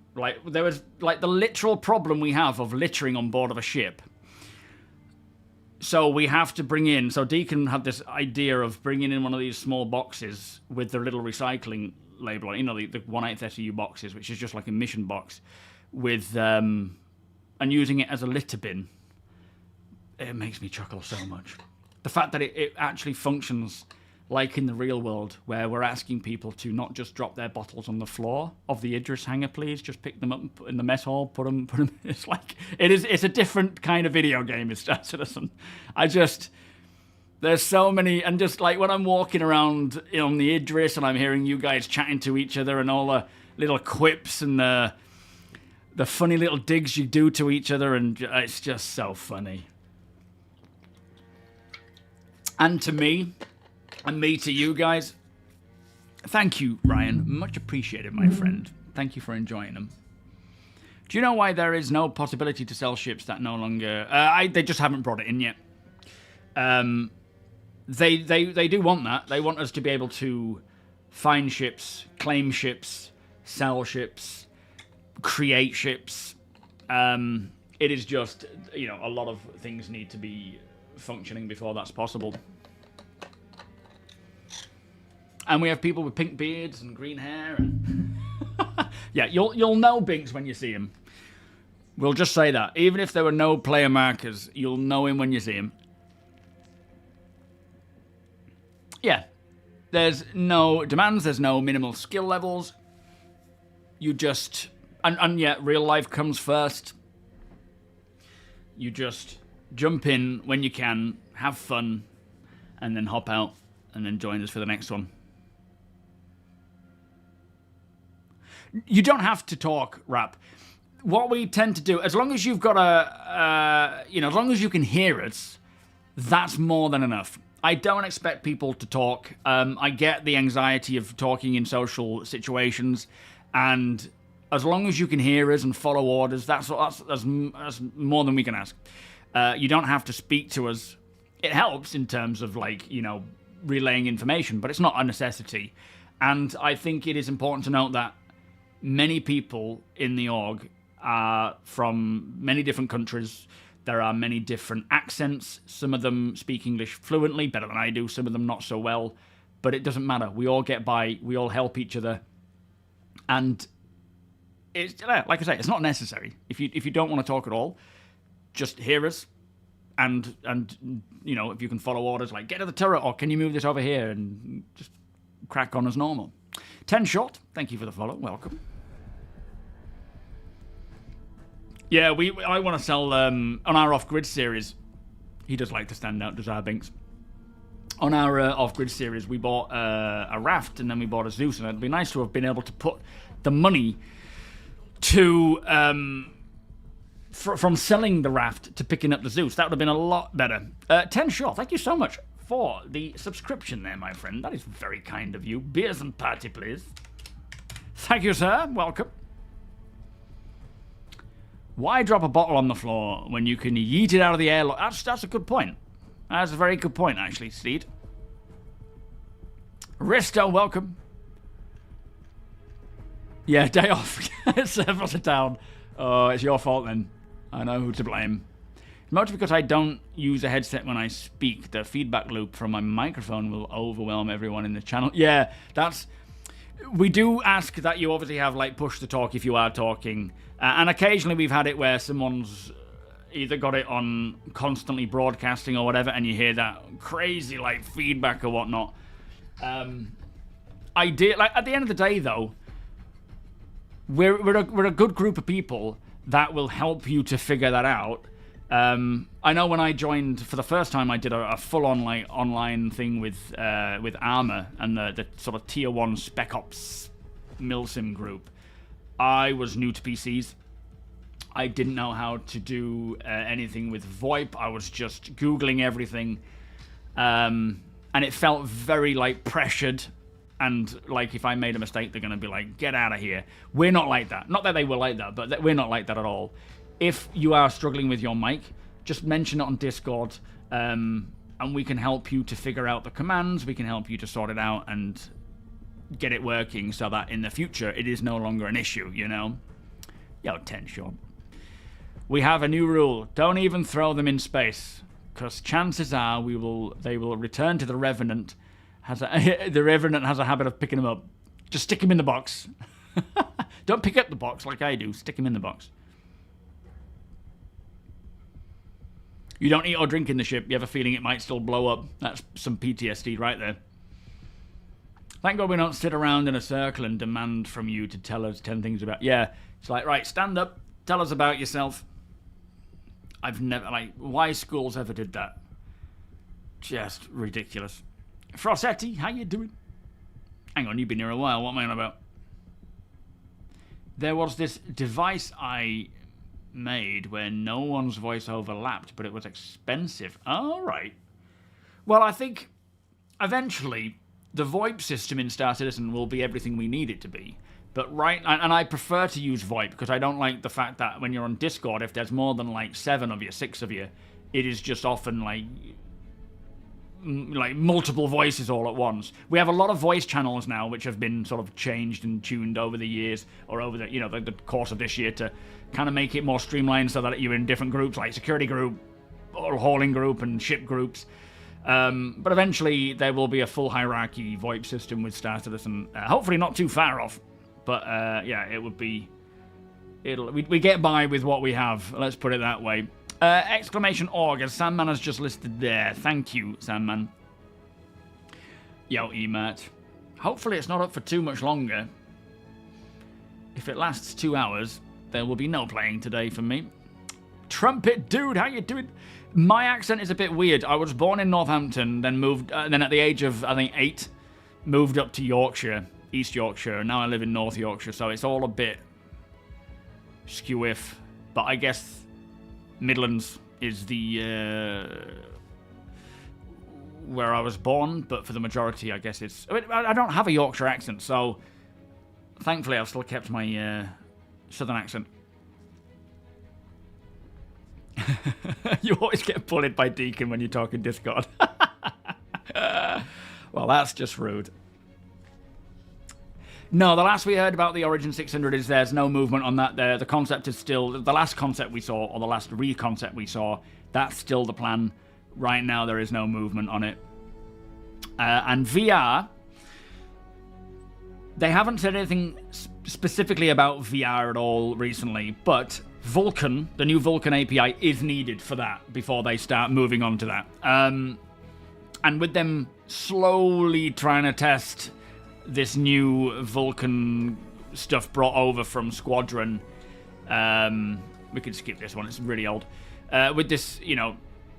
Hang on, is this the music? Oh no, this is Murray Cup.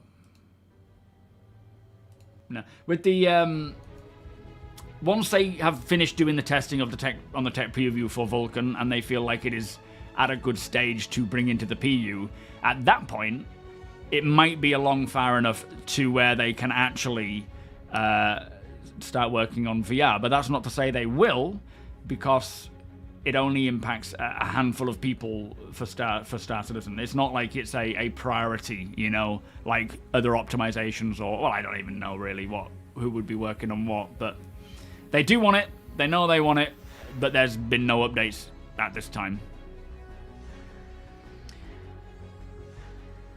Quick question, Ryan. Do all of you in the org communicate through Discord or just use push to talk? We do a bit of both. So if you are joining the group, like for a stream, for example, because I'm streaming and I need to talk to you lot, I don't want voices everywhere. There is a bit of a let's just relay information only. Like, I don't join Discord, and on Discord it needs to be push to talk just to stop, you know, children crying in the background, cats meowing, and other things like coffee machines going on. So it does need to be pushed to talk, but the majority of the time it's in Discord. But I don't mind people talking to me in game. When I'm streaming, it's not like, you know, let's go off on a rant about something Star Citizens. It's more just a case of like relaying information relevant to what's going on. But when I'm playing just in general, I don't mind that at all. I'm having fun. I'm here.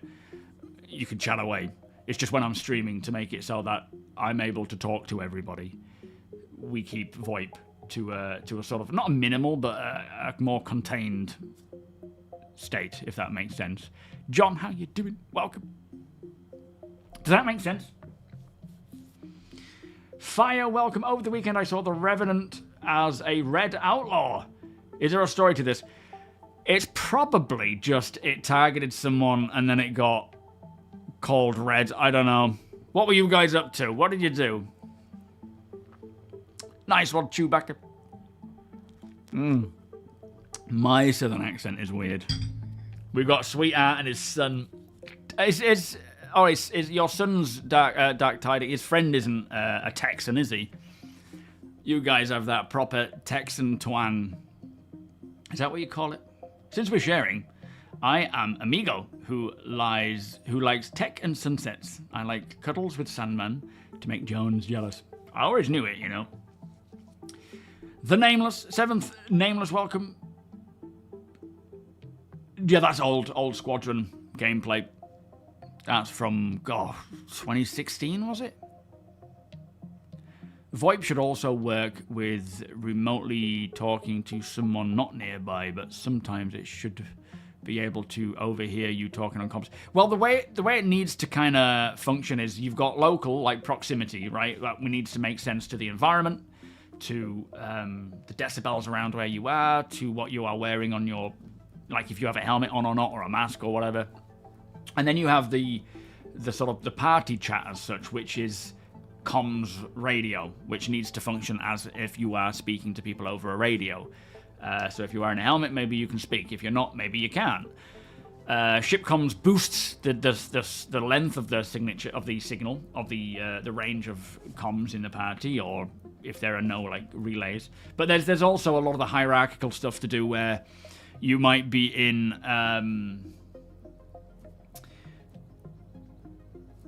like, for example, if we are doing something on the Revenant, it might be useful to have proximity, which anyone can speak to anyone so long as you are close enough, but then have command, fighter, squadron, engineers, you know, all these different channels that can communicate between themselves and are allocated based on role, rank, and that sort of specifics. So when the social refactor comes along, they will tackle all of this and hopefully make it work properly. Such an attack on APOC with cats. I wasn't targeting APOC. I mean, at the end of the day, when I'm streaming, when it's Summer's bedtime and she's having a mare, you can hear her crying out. The biggest ship I bought, as in bought outright, not very big. Most of my fleet, including the BMM, I don't even think I have the 600 anymore. Flipping heck, I don't know. Let's have a look. Most of mine are either referrals that have been CCU'd or other ships that have been CCU'd over the course of, what, 12, 13 years? So I don't know what the most expensive ship is I've bought outright. Probably 60 quid. I don't think it'll be much more beyond that, to be fair. Pledge store, let's just sort of see, because it's been a while since I've updated my fleet. And I've got a lot of ships to give away that are on there. A lot of referral ships from the previous referral system, which are not mine. Yeah, are you definitely talking about the MRSS Revenant? So the highest price ship that I have, let's have a look, is the BMM, I think. I also have the Hull C, the Reclaimer, the Starlancer Max, the Corsair, the Triage, the Vulcan, I do own that one, the Vulture, I think the SRV, I think I still own that, the Prospector, I still own the Mark 1 Hornet, which is my go-to fighter, the Wolf, the Intrepid, the Medical Pisces, I think I still own as well. The Avenger Titan, I've had that since 2015. Looking forward to an update there. The Fury LX is my go-to racer when I start learning to race. Cutter Rambler, because it's a beautiful little ship. The CSVSM, I bought that one. That might have been a CCU of one of the referral, or the, you know, the free fly referral bonuses. A Nox, an Atlas. I think Deacon got me the Atlas, in fact. MPUV Tractor, I might own that one. I've got a few Dragonfly. I've got my Aurora LX. That's the 2943 version. Looking forward to that update. That's the first ship I ever got. A Pulse, a Hoverquad, and a Merlin, and that's pretty much the ones that I do own, that are mine.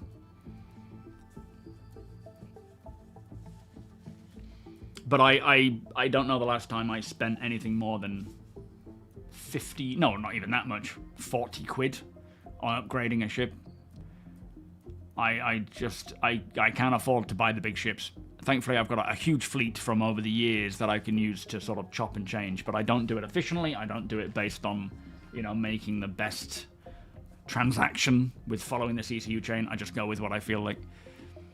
Did CIG mention a new ship, Reed Taylor? Yes, they did. So the narrative team are working on one, and they said that players will find fun. Someone suggested it could be what we got here. Someone suggested it could be referring to the Nyx trader when Nyx comes along, but I don't know if that would be classed as fun, because there wasn't anything overly fun about the trader who was there originally. I'm hoping it's referring to someone where we can sell secondhand or buy secondhand and so forth, but yeah, other than what I've just said, we don't know.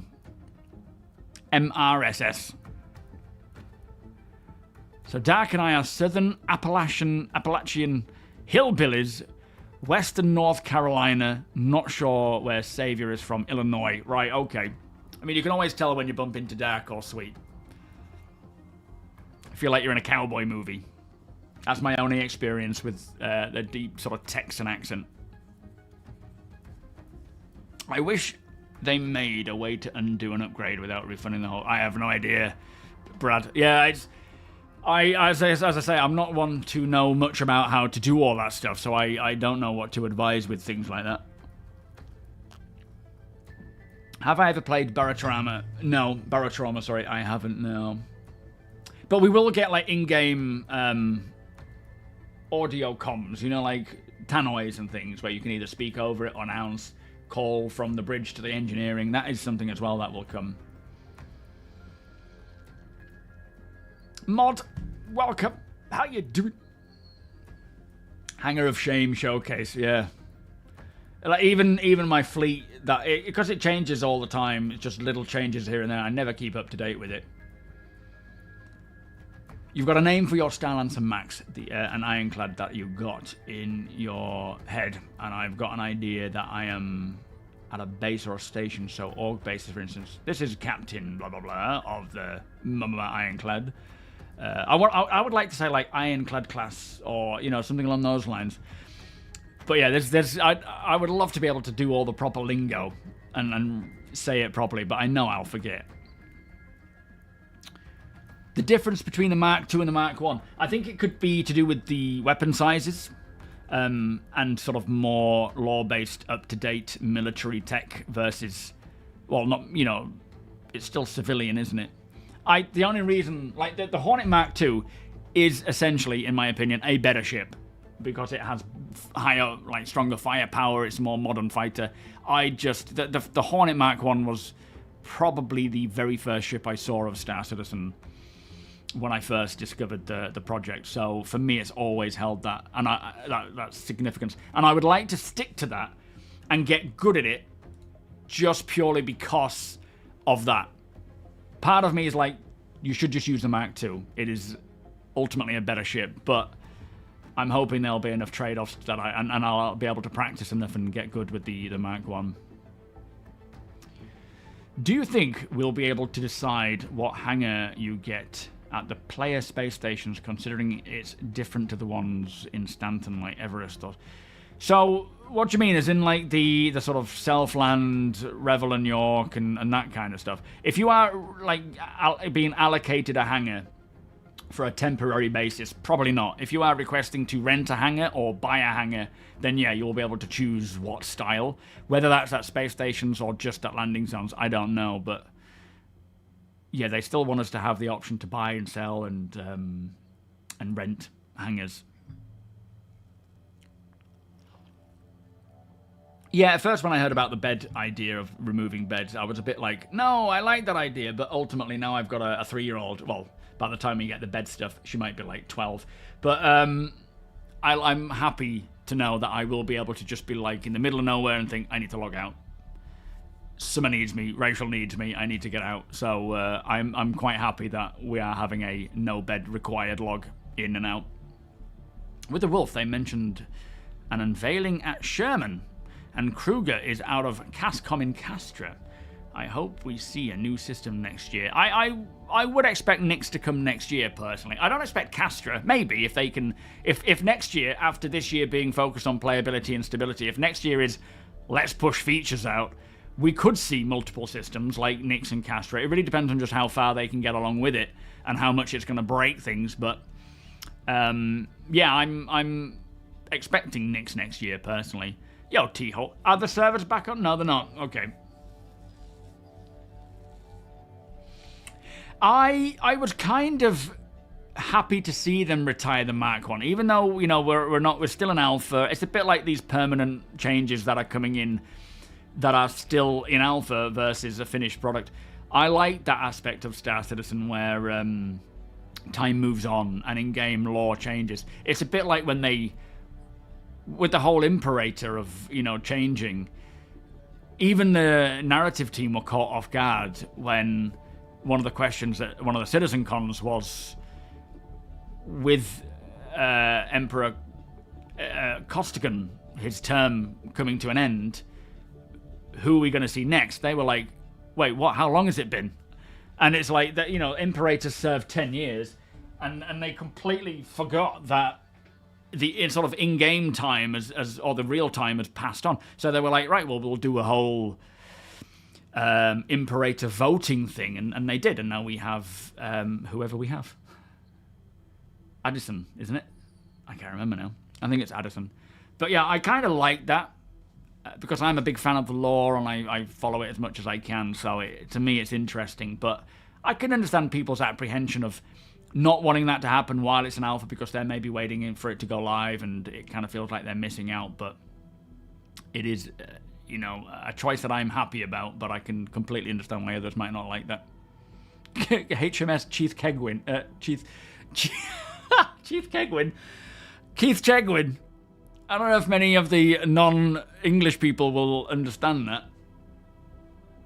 Yeah, not right now, David. Welcome. It's currently under maintenance.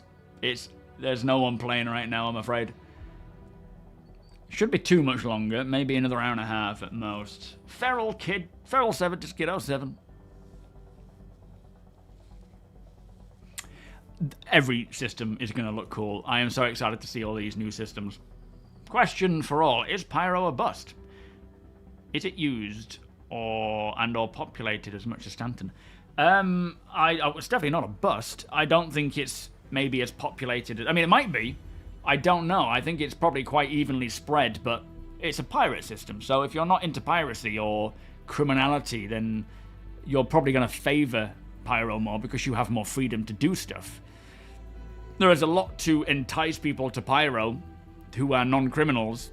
That's the intention, so that pirates can be like, let's pick one of these off.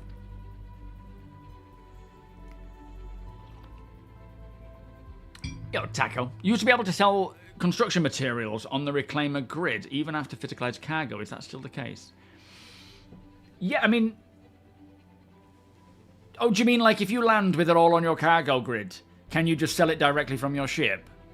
Because you can't. You'll have. I think you have to load it into your. I mean, you have to load it into your freight elevator first in order to do that. Yo, Land Zealot, welcome. Yeah, Pyro is cool, and oftentimes you can just spend hours out there without seeing another soul. It's definitely not a bust. It is suiting the intention that it was designed for, but it will make more sense as well when more systems come out and we have a system to suit every person's style and hauling and logistics and so forth. Yeah, ocean planets, ocean gameplay will be cool. Finding an island and calling it your own, that'll be nice.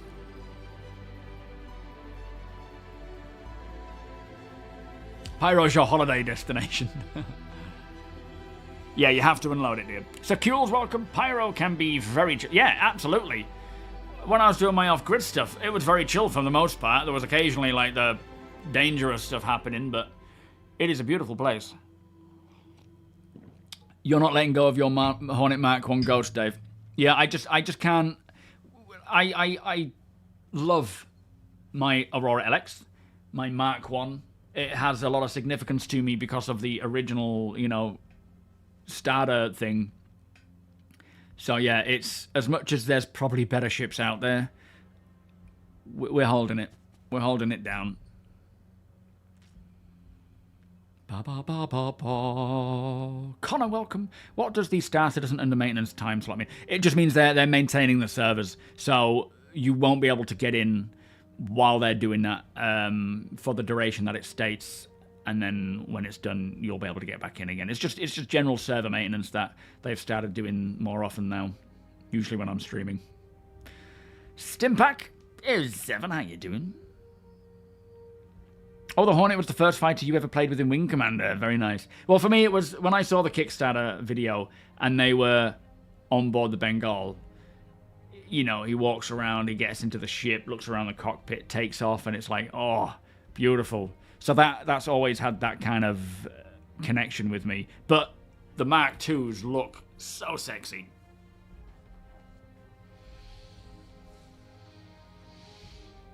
Well, they're trying to focus on both. I think Pyro and Stanton, some patches favour one location than others, depending on what content is coming and where they feel like it should be.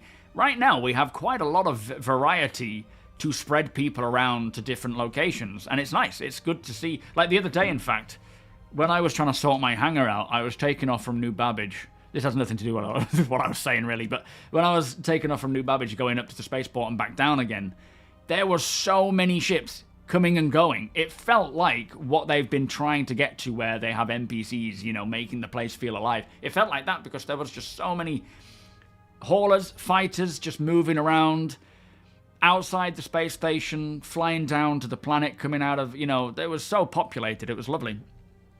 Again, I don't think it was really related to what I was saying originally, but it is nice to see that. Yo, Chaser, how you doing? With the easy pickings from Stanton newbies, chat always says Pyro is safer. What is anyone's Pyro experience? It's a mixed bag for me. Most of the time, again, it all depends on what you are doing, where you're going, time of day, population of the server. For me, it's been mostly fine. I've been murder hoboed, I've been attacked by pirates, I've observed it happening while I've just been planetside, you know, being untouched. And then there's been times that I've been playing and recording, or just playing in general, and I have not seen a soul. If you go to locations like, say, Jackson's Swap, you're going to see more people because there's more things around there. There's missions that take people there. If you are just flying around, you're not likely to bump into people that much. A lot of the time you might bump into just other people going out and salvaging. A lot of the time you might find a pirate. So it's definitely worth a visit, but as I say, there's so many variables to who you're likely going to bump into that it's never I could tell you one thing, someone else will tell you something else. Kind of as it should be, but obviously with more systems and whatnot, not necessarily just planetary systems, but game systems, and locations, points of interest, and planetary systems, it'll all vary even more so. Vilkrin, how you doing? Curious to see if CIG would be able to eventually build a binary star system. I mean, they do have some of the systems in Star Citizen lore are binary, so yeah, they will eventually, I'm sure. In fact, there is even a system without a star, isn't there? What's that one called? Exactly, Spader. Gems to be flying around in. Years down the line, yeah, people will be like, oh, is that a Mark 1? Ah, yeah. Yeah. Yeah, vintage meet. There will absolutely be ship meetups. Like what we have with cars, modded car, you know, custom style cars. There'll be all sorts of things going on for ships. Owners meets and all sorts. Absolutely.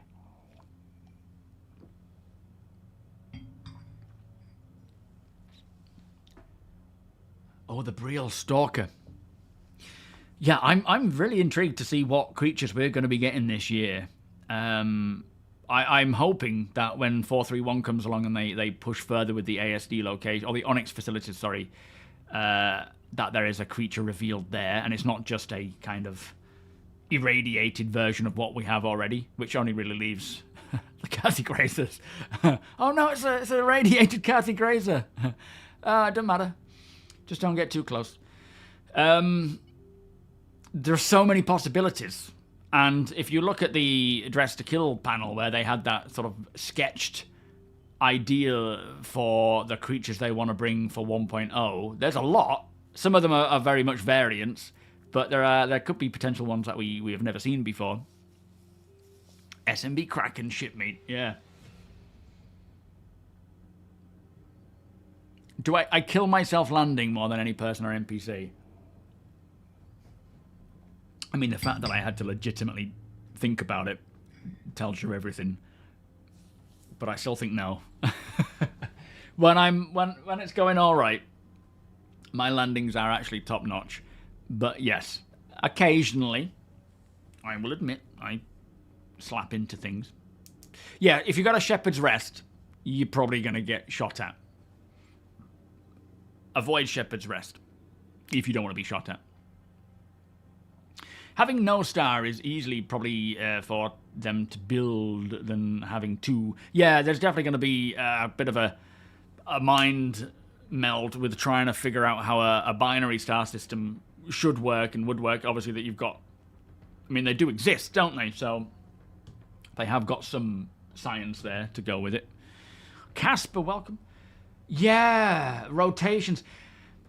I mean, if we talk about the whole, plan for Planet Tech version 5 and seasons and farming, I think, like, rotations, they obviously will eventually switch it back on.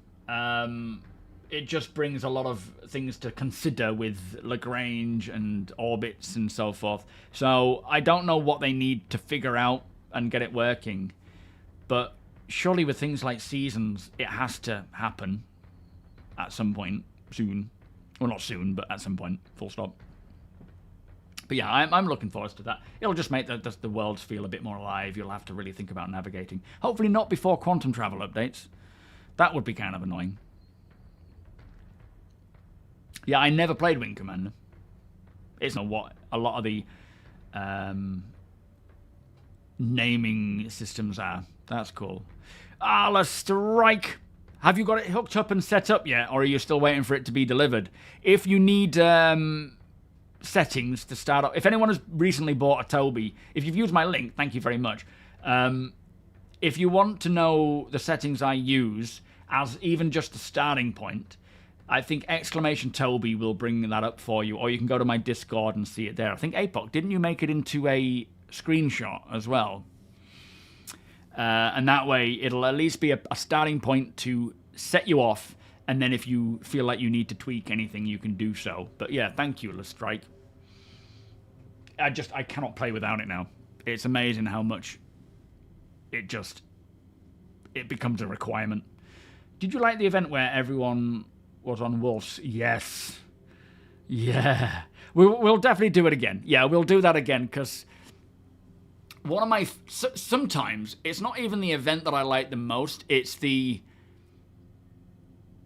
kind of scenario that tells you where the game's going and how cool it's going to be when it gets there. For example, every time we came into land, Alaska and another guy would sort of run around, well, mostly Alaska, but they would run around and they'd fix up any damage. And we know they're going to get to the point, early doors or short term, where you can have resources like ammunition, fuel, and so on the cargo grid of, say, the Idris. Not the hangar bay, but the dedicated cargo area. And then that can be used to refuel and rearm, and you can use RMC to fix things up and so forth. And it is going to be the case. And when we get engineering, you're going to come into land, you're going to have someone fixing your ship, maintaining it, getting it ready to be taken off. Like that kind of stuff. I mean, obviously, having however many wolves we had on the Idris, I think it was like 13 plus light fighters and so forth. It is an absolute cluster F in a good way. It worked fine, apart from the occasional accidental smacking into things, which I don't think is because we had so many. It just happens. Walking around them like a classic car show and seeing some damage, patching it up, and then over time seeing the damage on the actual ships. It's just phenomenal seeing that. I love it. So yeah, we'll definitely do that again. I think everyone who took part in that had a great time. I think people watching it had a great time. That was a bit of an impromptu, let's just do this, Absolutely, Spader. There needs to be solid navigational, algorithm or whatever it is they need. It needs to work. Around 85% of stars exist in binary or multiple star systems. Oh, wow, I didn't know that. Okay. Hopefully there's enough data there to make it quite straightforward to implement, but nothing is straightforward. Caveman, welcome. Would be nice to get a lot of things. Also hoping we get a kind of role-based equipment rework. So things like medic, engineers, car... Yes! Yeah, absolutely. I'm expecting... Well, part of me is kind of thinking what's happening now with the whole starware and, outfits is... So as I said earlier, I don't think you were here at the time, but they're populating the verse with as many outfits for as many roles as possible before they switch on the starware tech with the, you know, the pros and cons of using various types of outfits, so that everyone has what they need to suit the role they want. So that could be medic, it could be combat, it could be engineer, it could be pilot, sniper, everything. So that, you know, when the time comes, we all can just use the outfit that we need appropriate for the job that we're doing. Which is probably why we haven't yet seen starware toggle on. Jackal, how you doing? Oh, that's my TOBII settings. Thank you, Sandman.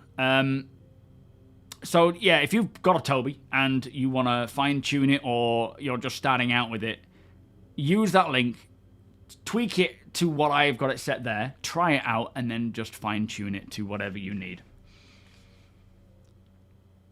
It's 20% off right now, so it's... I mean, 20% is the best sale I've ever seen. People have said they've seen it at like 25% at Christmas, but I personally haven't. But there's no rush to get one. Like, obviously, if you want one, grab one whenever, even if there's not a sale. If that's, you know, if you're super desperate to get one. But there's sales all the time, so there's no need to pay full price if you don't want to. And there will be more sales beyond this current one. But saying that, there are people that do not like using it. So it's a shame you can't try it before you buy it. But yeah, for me, it is essential. Not even just for like playing in like sitting in a cockpit or FPS, just recording. It adds so much ability to move the camera with your head. It's fascinating stuff. Yo, Michael. Yeah, no idea when orbits will be turned back on. I'm expecting it'll be part of an iteration of the Planet Tech, maybe Planet Tech version 5, but they never mentioned it, so it might be more of... Oh, it's more of their solid stuff, isn't it? Their solar system editor tool. If that's what it's still called, it might have changed since. But, yeah, with Planet Tech version 5, they did speak about seasons, so the planets orbiting is needed for seasons to make sense. So, hopefully, if they're rolling in seasons for whenever this Planet Tech rolls out, that they'll have rotations by that point. Or orbits, sorry. A cow-kangaroo combo. That's a random... Why are you playing catch-up? So you're going to have it as a mount? They've been down for a little while now, Casper. I think an hour and 20 is it might come back on again at the longest.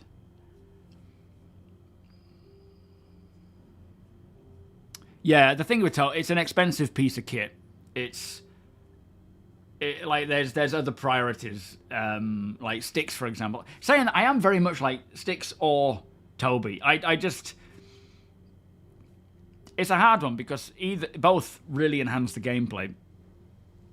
Yeah, org uniforms, that's going to be nice. I suppose that's coming once we have the social refactor as part of that. But we will obviously... And it's not even like we need to all wear the same armor. We all need to wear the same clothes. We can just have it where we just have the badge and the color scheme.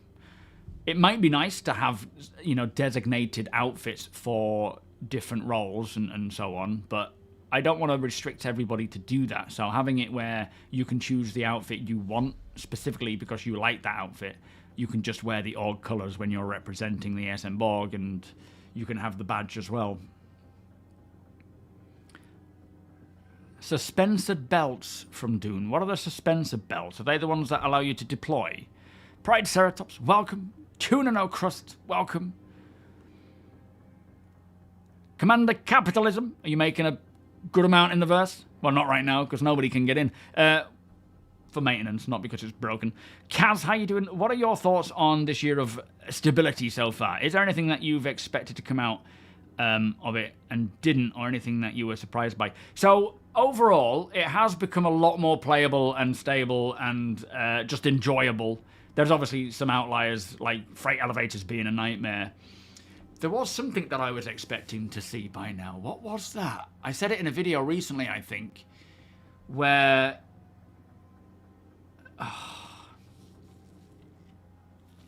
can't remember what it was.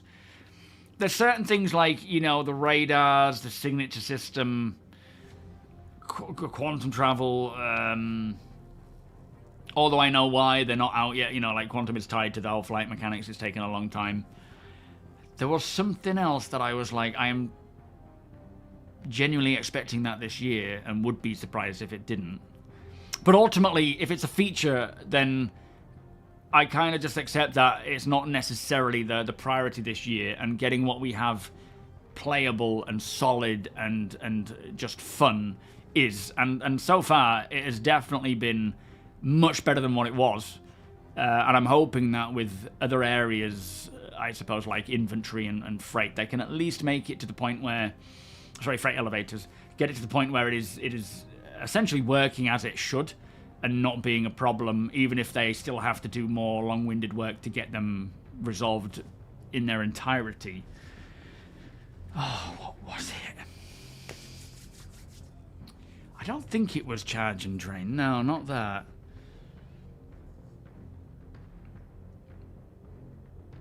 You would say TOBII before sticks, since you are not using sticks on foot. That's true, Sub. Yeah, but then not everybody wants to use TOBII on foot either. I guess it's an individual thing, isn't it? Depending on what your... when you want to use TOBII. I would certainly still be able to play without my sticks. Oh, I don't know. If I had my Logitech Extreme 3D rather than my Gunfighters... and mouse and keyboard, I think I would still want to play more than if I didn't have TOBII. I don't know. It's such a... I don't know.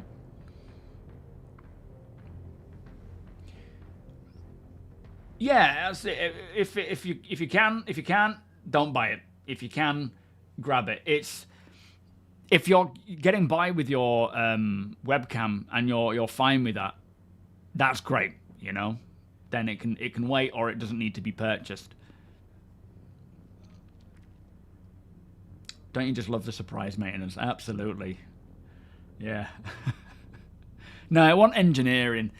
I know engineering is going to be a brain ache and it's going to take forever. Let me just check my notes, because I think I mentioned it in the video, but I can't recall what it was. Might have been in the monthly report. I've written a lot of scripts recently, so it's hard to remember. Animation now. It might have been Starware, to be fair. I was expecting to see Starware already, I think.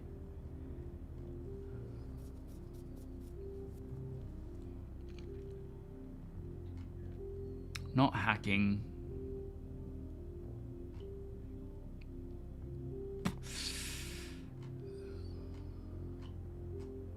Yeah, I don't know. It might have just been Starware. But, you know, as I said in today's video, I'm kind of at the point now after 13 years where whatever comes, comes. If it works, I'll enjoy it. If it doesn't, I'll avoid it. I don't want to dictate what should come first, what shouldn't. CIG know what they need to bring when, to a degree. More so than we do, sometimes. But, yeah, I just take it as it comes. That's just the way I've done it. I've learned to do that, because otherwise I get antsy and irate about it. So it's just better to just let things come along when they're ready. But yeah, it's definitely like the fact that we've said this recently. The fact that we can get in as a group of 30 plus people in an Idris with multiple ships, some on board, some flying around, doing various things, working together, like. With, you know, 60 FPS and more, that was unheard of up until, I suppose, 4.0. So I'm just very happy that we can do this and have fun with it. Yeah, exactly. Having uniforms would be kind of cool, like Star Trek. I just don't want to force my org members to be like, you must wear this outfit if you're in my org. It just doesn't seem fair, because we will all have our favourites that we go with. Capes, ponchos, and sashes. And then, yeah, well, I think the idea being is that you can have whatever you want to wear, but you can apply the org skin to that and the org badge, and it will just automatically do it as and when it needs to.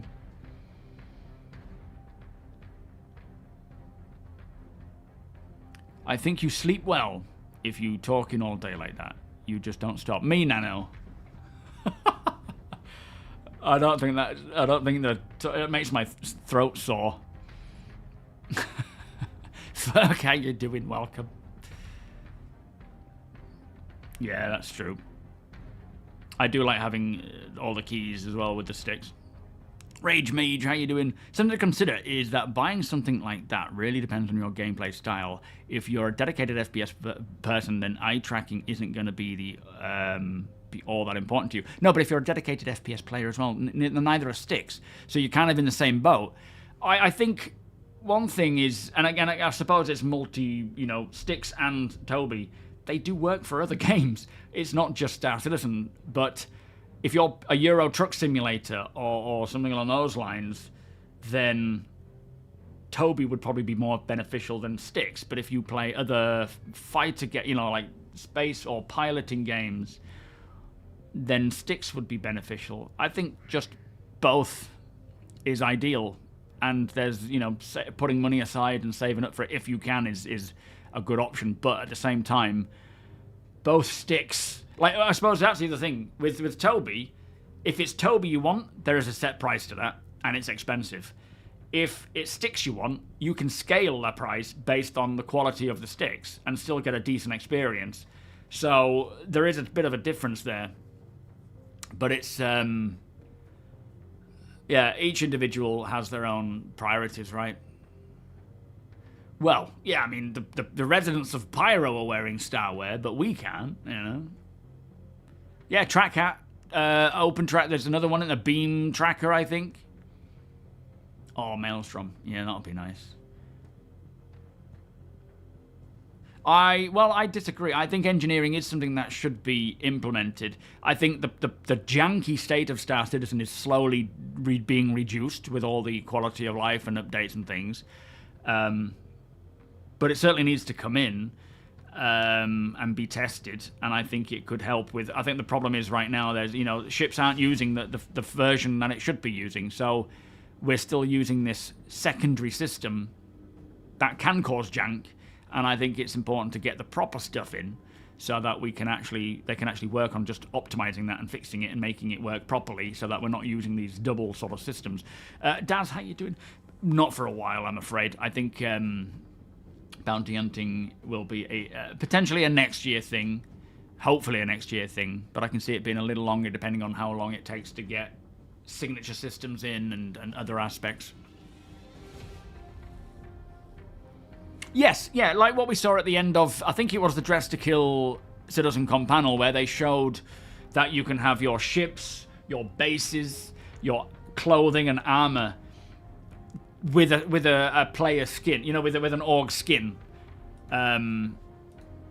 rather than being like, we're going to use this particular style armor. I want players to be able to say, I want to take, the Geist armor, and I suppose as well, having an actual uniform where you are representing an org in combat specifically works both ways, right? It's a benefit because you can identify friend and foe, but then it also works in the other side because the enemy can identify friend and foe.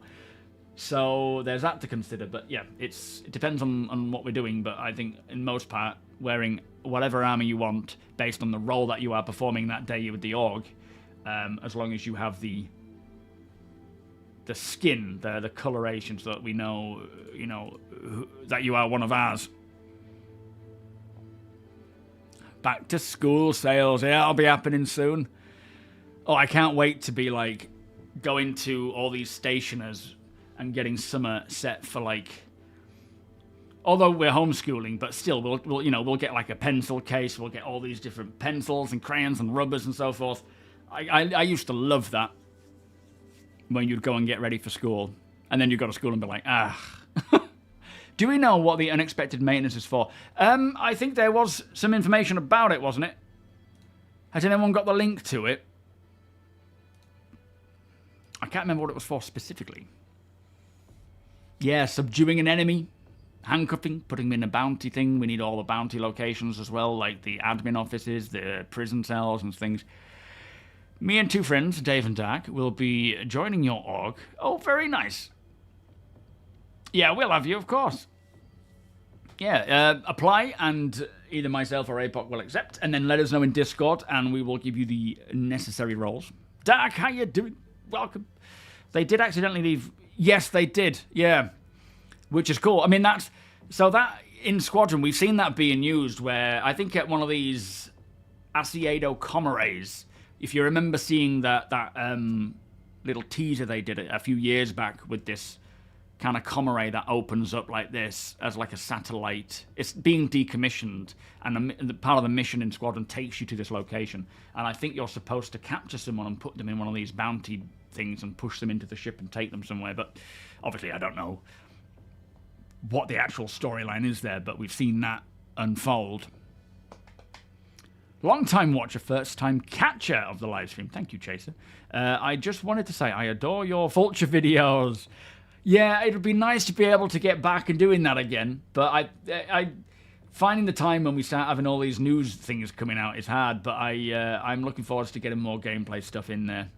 Absolutely. And with living in the Vulture off-grid is just the perfect ship. You can make a ton of money from that. Ebob, thank you for the follow, welcome. What are we predicting 2026 containing since, oh man, engineering, signatures, I mean, hacking, crafting, base building,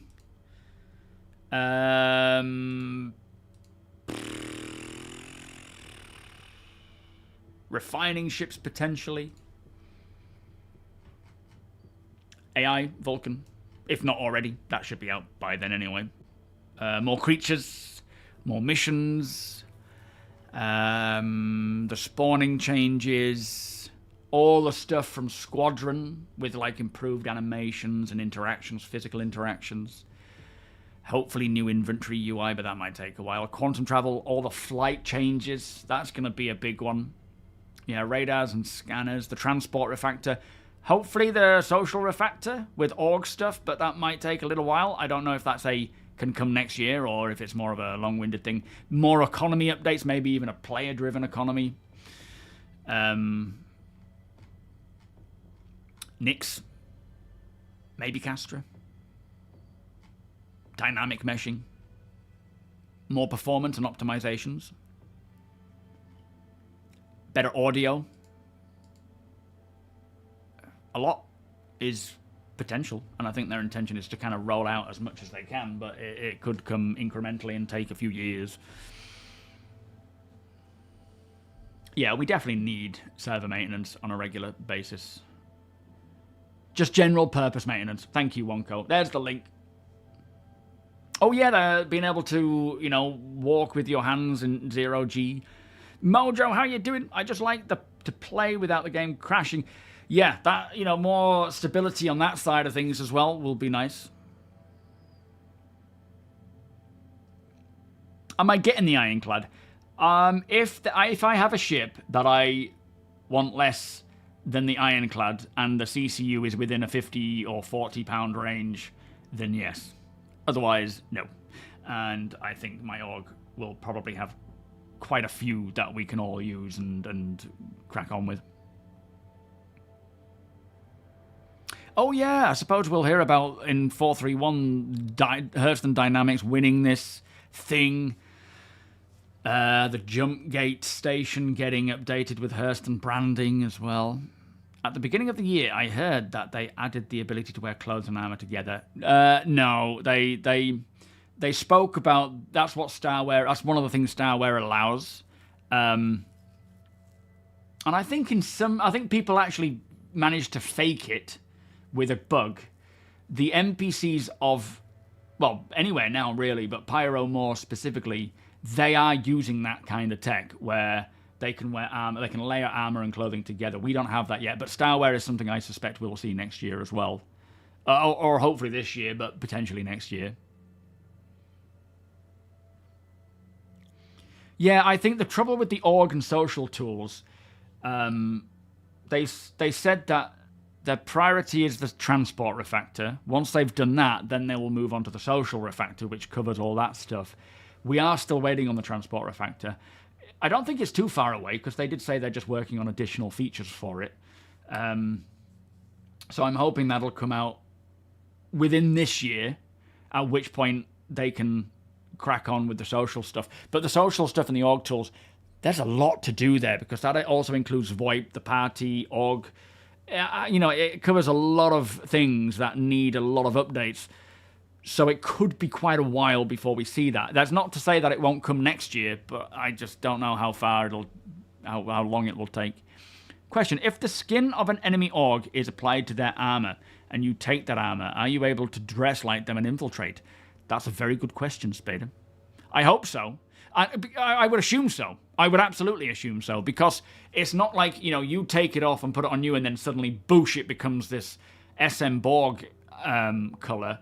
You actually have to actively customize that outfit to that style.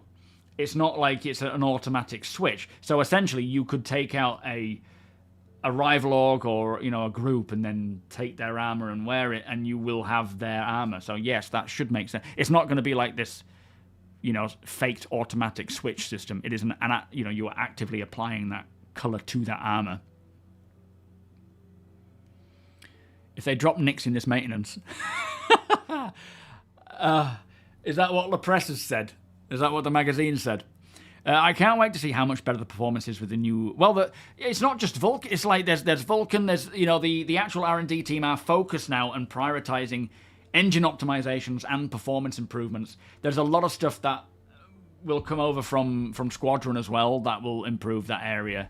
But I feel like now that the R&D team are fixated on that for the foreseeable future, it says, we should see a lot of good benefits performance-wise. Vulcan obviously will, as you know, you're sort of saying, it'll open up the potential for picking and choosing what quality settings you want. So, you know, low, medium, high, very high, potentially ultra in some areas, which will definitely make it better for everybody. Last you counted, the org has 15 ironclads. I don't think it's necessary for me to pick one up, is it? Yo, Spike, how you doing? You faked yours, what's that?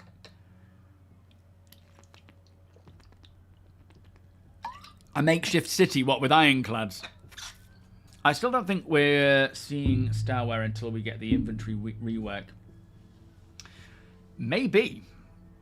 Maybe not Flood. Yeah, you might be onto something. It could be kind of a prerequisite. I mean, it really depends, because they can bring in... I don't know if they can bring in certain aspects of Starware, like the layering or the stats, and then later on bring in the UI variations and so on, or if it all has to come somewhat at the same time, but you might be onto something. Oh, I see. So to do with the inventory stuff. Yeah, good point about unbricking it, removing the... Yeah. Yeah, that'll be a shame. I think CIG secretly want Hurston to win so that they can make a storyline where they do everything horribly wrong. Probably. What about every org wanting black and gold, for instance? Well, yeah, there may be some crossovers with ships. It's a bit like when you watch a football match and, you know, the home and away kit looks almost similar. It's like, oh, wait, who am I watching? I feel sorry for the players. Yeah, there will definitely be some that are quite similar.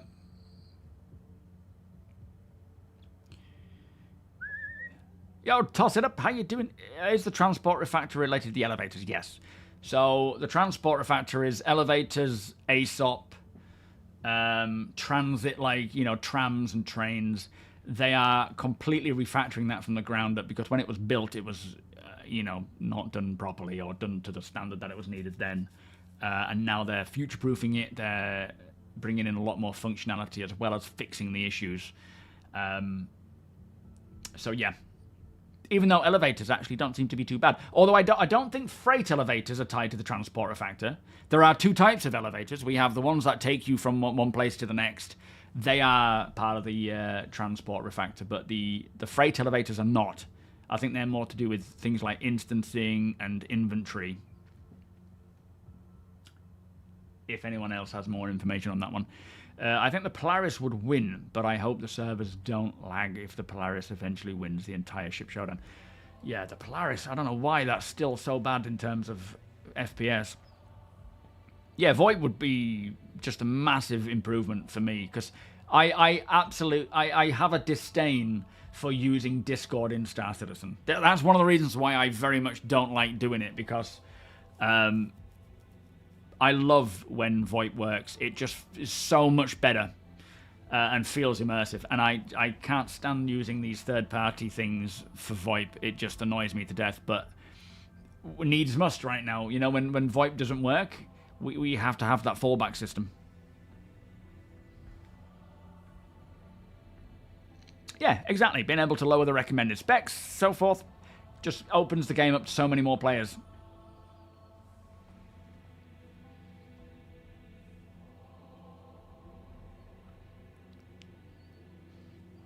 Yeah, it might not have anything to do with inventory. It might not. It might do. It's hard to say, but I personally feel like it doesn't, and I'm hoping they can roll it out without having to do all the inventory updates. But it does tie into it, because obviously every item of clothing needs to have some form of inventory screen and size, but I'm sure that's something that can be handled after the fact.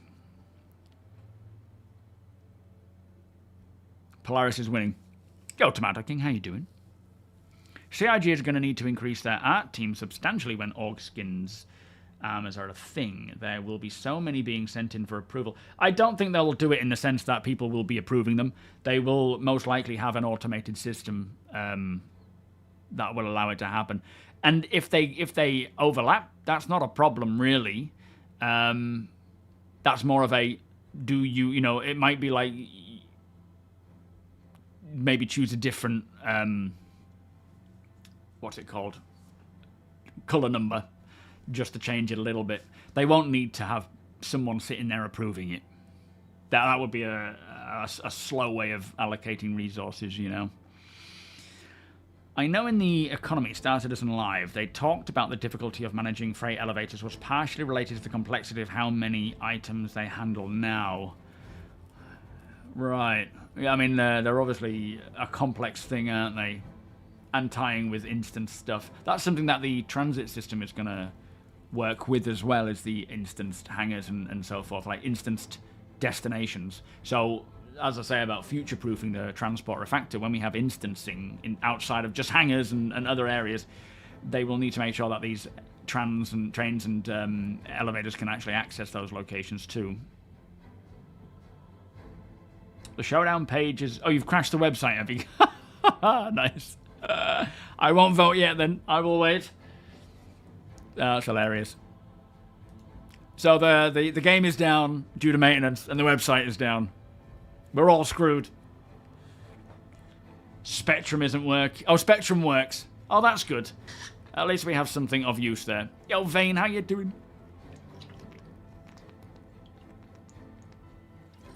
I mean, it's a good thing if you can't load Spectrum. Nobody really wants to go to Spectrum. The world is on fire. Let me go to the toilet. Yeah, so much for our play session today. Never mind.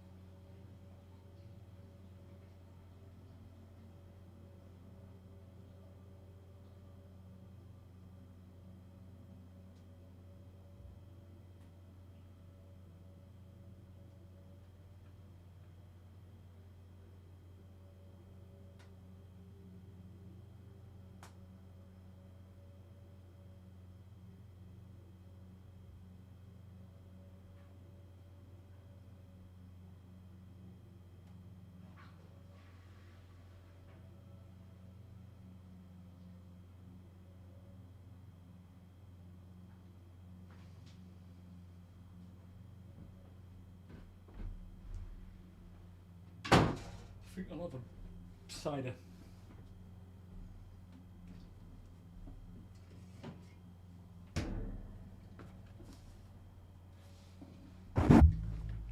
Ah, we go.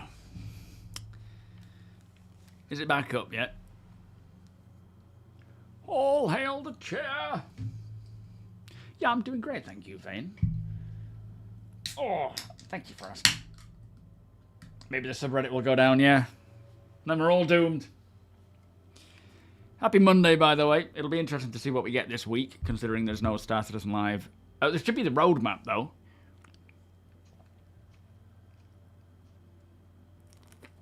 Yeah, pimp. I think it's because of Ship Showdown. Too many people going on at the same time.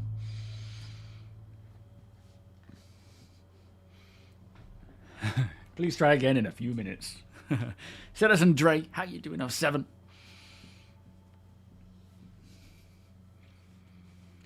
Need to bring out the card, that card. What, the early backer card?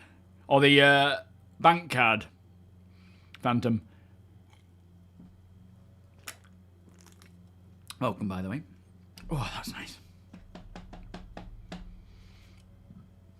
But yeah, like thinking about next year and all these potential features that could roll out. Right now, sorry. Right now, with the rest of the year, I'm pretty excited to see where we're gonna get. This was the first thing I remember seeing, where the Hornet, and that was the Xi'an Scout, from what I remember. I don't know if it was called the Cantual back then. I think it was just called the Xi'an Scout. You can see the verticality to it, which was what they wanted for the Xi'an. But this was like the first sort of trailer, and how they had the character running around on the Bengal Bridge, hangar, getting into the ship. This was kind of the first. This is why I fell in love with the Hornet Mark 1. But yeah, with we still have, what we in August, nearly September. September, October, November, December. So there's still 4 months left. And they are obviously going to continue with quality of life wherever they can. I'm expecting with the Apollo and these sort of sneaky things about medical, they're going to bring some quality of life to medical stuff. I'm hoping that with this Benoit talk, where they said that they will be, there's some developments to long-term persistence. To me, that's one of the biggest things that will improve the experience right now is whatever the problem is with LTP, getting rid of purchased, salvaged, scavenged items in-game, going missing between wipes, that would be, for this year, especially with how many patches we're having, that would be a beautiful win if they could actually update that so that whenever there's a patch coming out, we don't lose random things. Instancing obviously still needs a lot of work. Hopefully they can find improvements there. VoIP, if they can just adjust it, they don't have to do the whole social refactor. If they can just get it to the point where it can manage more than 50 people, not like 51, you know what I'm saying, then it would be another big win where we can actually use VoIP and not just Discord. We've got CitizenCon Direct coming, albeit just a small sort of 2-hour thing where they show us the latest information. That always keeps me going well into the new year. Well, saying that, the normal physical versions where they have a lot of panels do. The smaller direct ones, maybe not so much, but if we can hear about other systems that are being worked on and rolling out either this year, early next, and whatnot, that'll be exciting. So there's still a lot that I'm excited for potentially seeing this year, even if it is just improving what we have, which they already have done. There is more they can do, and hopefully they will do that this year and fix the rest of it. Then, going into next year with more of the actual features rolling out, it should be a pretty good end. Derek, welcome. Zimba, I wish I had an answer to when there was going to be more off-grid stuff. Oh, I don't know. It's always a really difficult balancing act with covering the news, especially, like, we've had times when there's been no news at all, and then all of a sudden we just have tons of things rolling out news-wise. I suppose a lot of it is the draw of playing. And right now I am feeling a stronger draw to play, although my hangar is bricked. But that doesn't impact the whole off-grid stuff. In fact, it helps it because I can't use my hangar. I would love to do more off-grid stuff. But yeah, it's just finding the time, prioritizing the news, prioritizing videos that actually get views. That's another thing that I have to take into consideration. Off-grid, when the sort of sentiment towards Star Citizen is low, doesn't get views, and I cannot prioritize those over videos that do, because I need to make a living. So there is that as well to consider, but a lot of it is more just based on what I enjoy doing, how plausible it is to do the off-grid stuff right now, which is a little hit or miss, just because of how many white patches we're getting and how it resets things.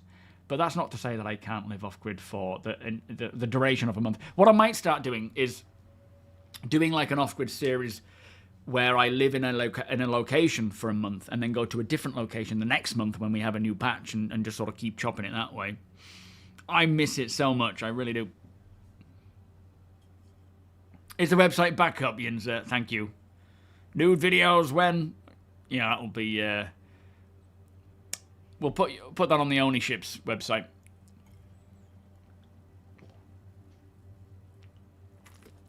Are you going to the watch party in Leicester? Is that the Quantum Dispatch one, where they're going to be at at the Space Museum? Yeah, hopefully playing. Major features would be... I'm hoping that, with all the work they do this year to get the build into the state that it's in, into a playable state, that then rolling out these features just makes it so much more enjoyable.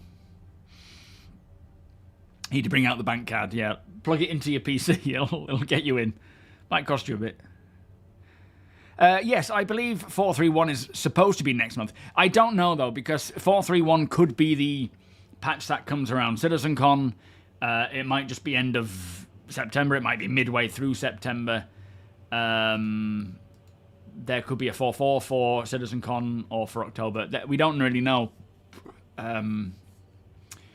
But I'm expecting, a 4.31, of course. We know that's coming. I'm expecting either a 4.32 or a 4.4. I don't have any reason to think there's a 4.32 coming, but we just don't know. It's all, again, guesswork. It depends on what they plan to release. They said that there will be around 10 patches this year. Almost a patch a month. How many have we had already? Yo, Calevra, how you doing? Welcome. A-Cow, welcome. Will we get base building this year? No. This year, I think, with the main focus being... I mean, we may see some of it, like the progress on it at CitizenCon. I don't think we're going to see anything in our hands this year for base building. Just their priority is focused on getting what we have playable rather than rolling something out like base building, which is going to be very impactful. And to start with, I don't know. I really don't know how it'll roll out to begin with. Most likely using that cart, maybe a smaller ship.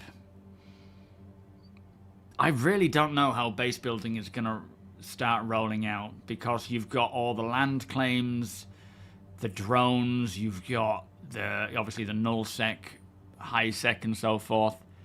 The resource gathering, and oh man, it is a complex thing. But hopefully when we have CitizenCon this year, or CitizenCon Direct, they can show us the latest developments there, and that might give us a bit more of an understanding of what to expect first. Polaris is winning, yeah, doesn't surprise me. Yeah, the build, the CSV build, maybe the Star Lancer build as well. Although I don't know if that's... I mean, they're working on the Pioneer. I can't imagine it will roll out initially with a Pioneer. That's something else we haven't heard about in a while, Kemi, is the building interior mandate, which is fleshing out more interior locations at landing zones. On all sort of scales, you've got residential, commercial, apartments. That would be something very cool if we could get that this year. And I part of me thinks it's possible, but I feel like we would have heard about it if it was the case. So I don't really think it's happening this year. But yeah, having, you know, persistent apartments. If the developments in long-term persistence can lead to, and you know, I suppose we need instancing as well, like with apartments. I don't know. Yeah, base building updates at SitCon. Probably saying that they haven't had much done yet. Oh, I don't think so. I think they'll show that they've done a lot of work on it, but who knows how many of the team have been pulled off and on based on. Shouldn't have said it like that. Based on the bugs that need fixing in their areas of work.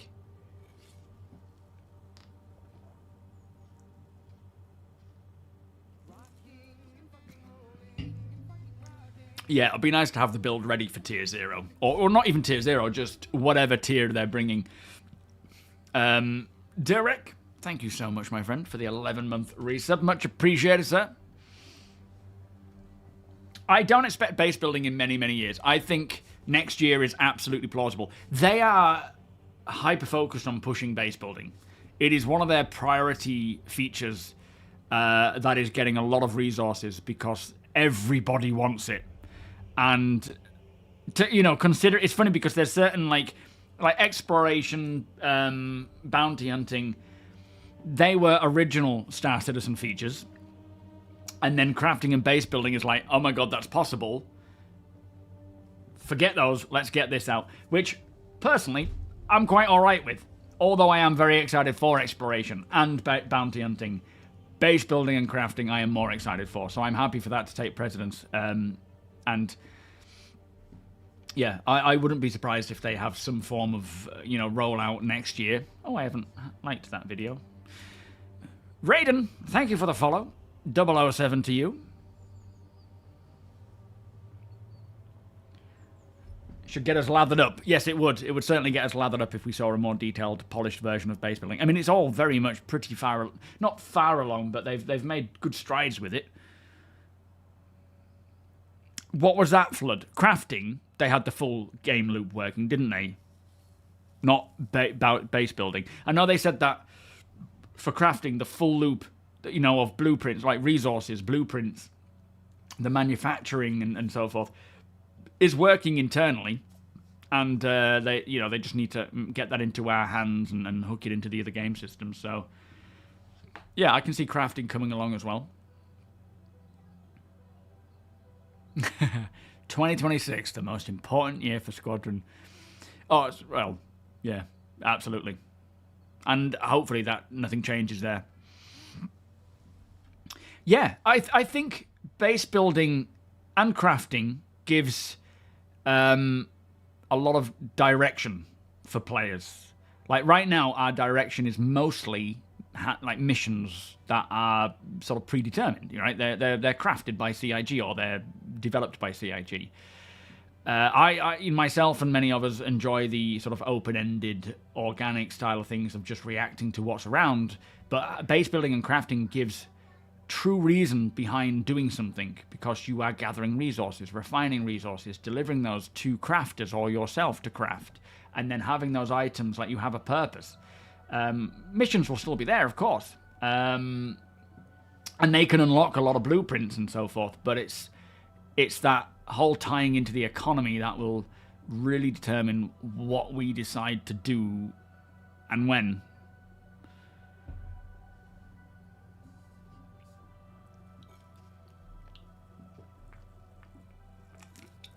Yeah, it'll be nice with the whole org fleet sharing stuff.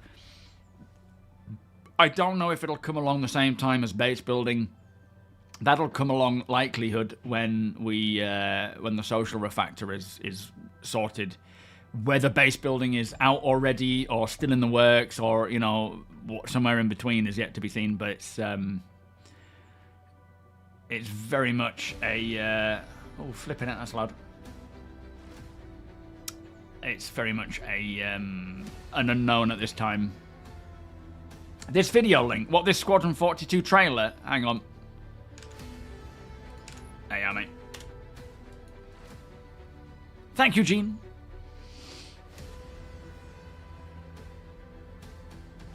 Oh yeah, player rep. That is one of these big systems. Again, that's probably a social refactor thing, but that is something that we all desperately need. Yeah, they may. I mean, I'm hoping that the flight model updates will be ready for around CitizenCon. That would be nice.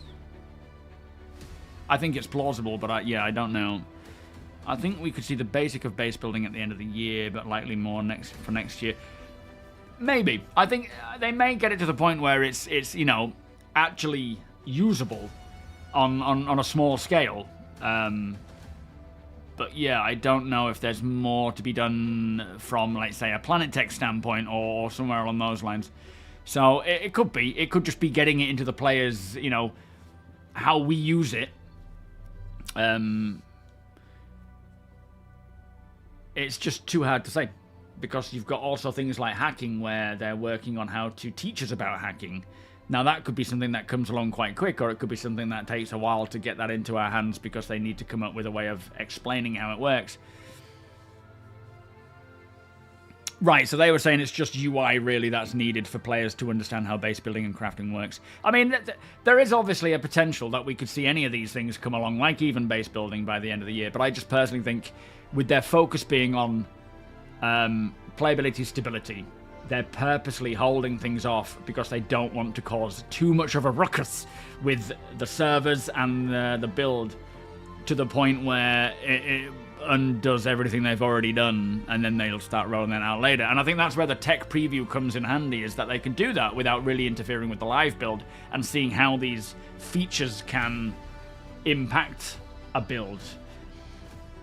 And I would definitely expect tech preview to open up for base building too. I think if engineering is going into it, there's no reason why crafting and base building wouldn't. So that could slow it down because they would want to test it first in a more controlled environment. That's the purpose of the tech preview channel. Wacker has reappeared on Spectrum. What's he saying? Anything? Kinky Liquor, thank you so much for the follow. Welcome. Engineering must be in. It's critical for base. Yes. Yeah, engineering. It also is the same system that will apply to base building. So absolutely, we need base building first before. Sorry, we need engineering first to be working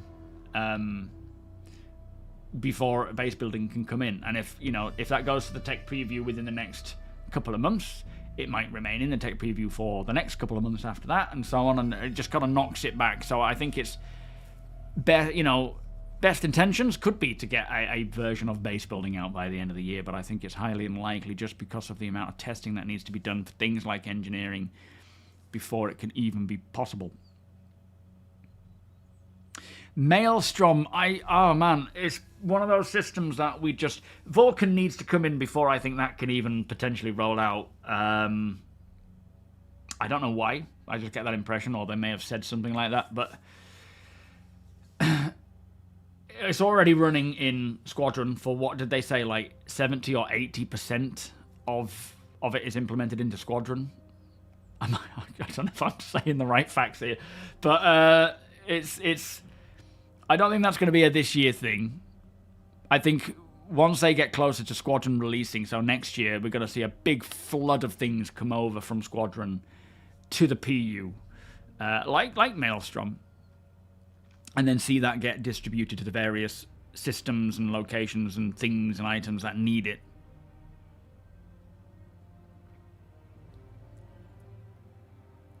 Yeah, it might take a while to work out player rep, absolutely. How you doing, Kinky? Well, FPS radars, scanners, ship radars and vehicle radars and scanners, that is stuff that must be very close to being finished and ready to release. Again, it's one of those Squadron features that needs to be polished in Squadron first, and will come over to the PU when they do that shift. Whether it's something that will come, with a lot of other stuff, or it'll just be that. Again, engineering is a part of that system, though. Every component will give out its own signature. And that is both FPS and ships. That's what's going to drive the signature system to a lot of, determining what a ship is. So, yeah, this is the thing about all these systems. They all connect. They're all built purposefully to connect to one another and be sort of symbiotic, if that's the right term. Probably not, but yes, it's a hard one to call.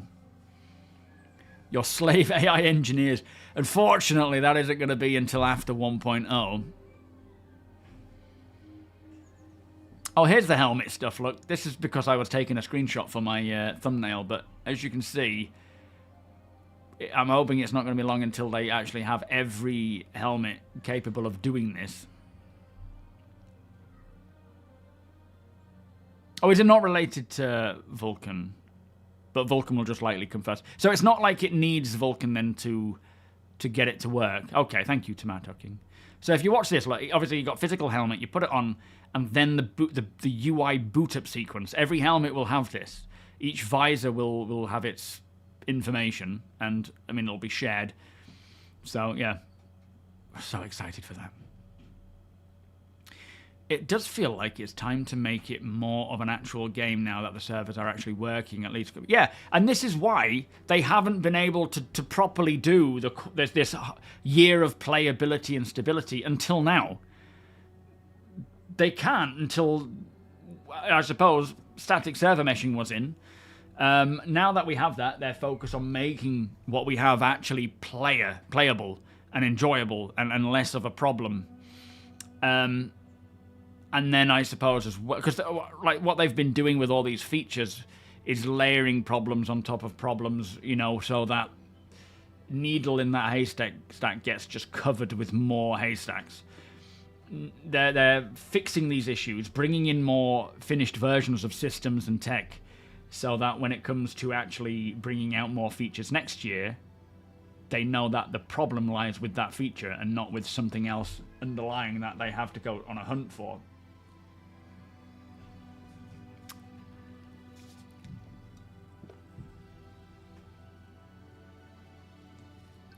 Oh. Star kit and skin for the Polaris. Good old Spectrum. Never disappoints. Question, Risto, with 1.0 being technically being released, do you think melting ship packages will cease? No, I don't think so. I think the whole business model in terms of buying ships, melting ships, CCUs, gifting and so forth will remain the same. The options may change as in like what ships are available, but as sort of Chris said in this post, if we can believe it with the news article, the model works. So I don't think they will change that. There may be some restrictions to certain vehicles, but I don't know. I can't imagine so. Sorry, I didn't see you ask that question twice. I don't think engineering needs to be developed before basic base building comes in. Not hard to add generic homes with a bed or well, maybe. I mean, technically,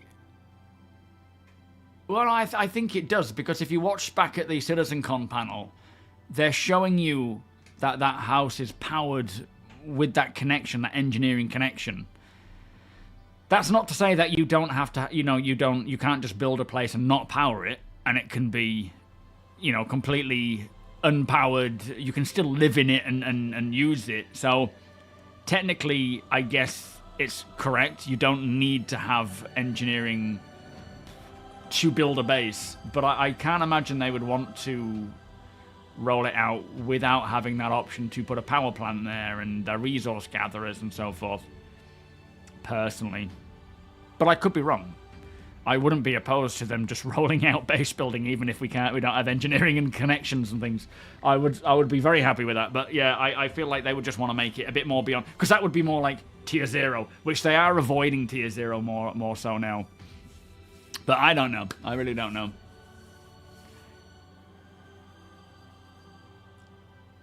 Yo, Meta, how you doing? Netcode for Maelstrom seems like a big hurdle if they really want damage to sink. Well, that's true, because already, yeah, there is absolutely noticeable desync between damage. Like on that Wolf scenario, where some people were seeing the damage others weren't. So yeah, that would absolutely need to be resolved, wouldn't it, for Maelstrom?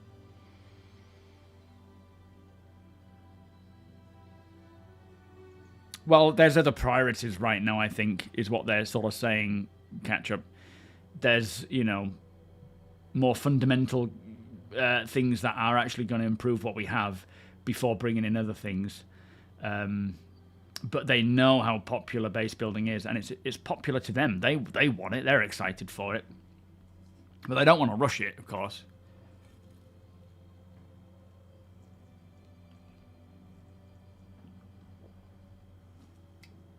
Such a nice side of this one.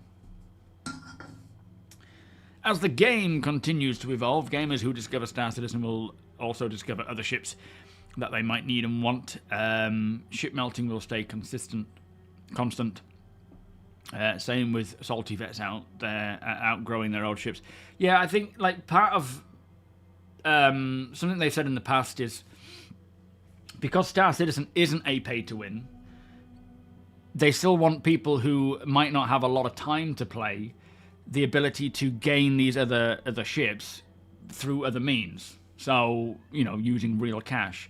It doesn't mean that someone coming in can just, you know, they buy an Idris and then all of a sudden, you know, they're winning Star Citizen. It's not how it works for many various reasons, but I love this scene. It's like, I remember watching that being like, that wasn't quite right, was it? It's so funny. Just two different people.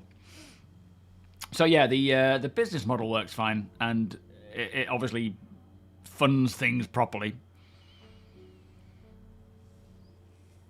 Yo, Phantom Flyer, how you doing? You're currently sitting in the checkout screen on RSI for the Citizen package. I'm looking for a push to buy. How would you sell me on this game?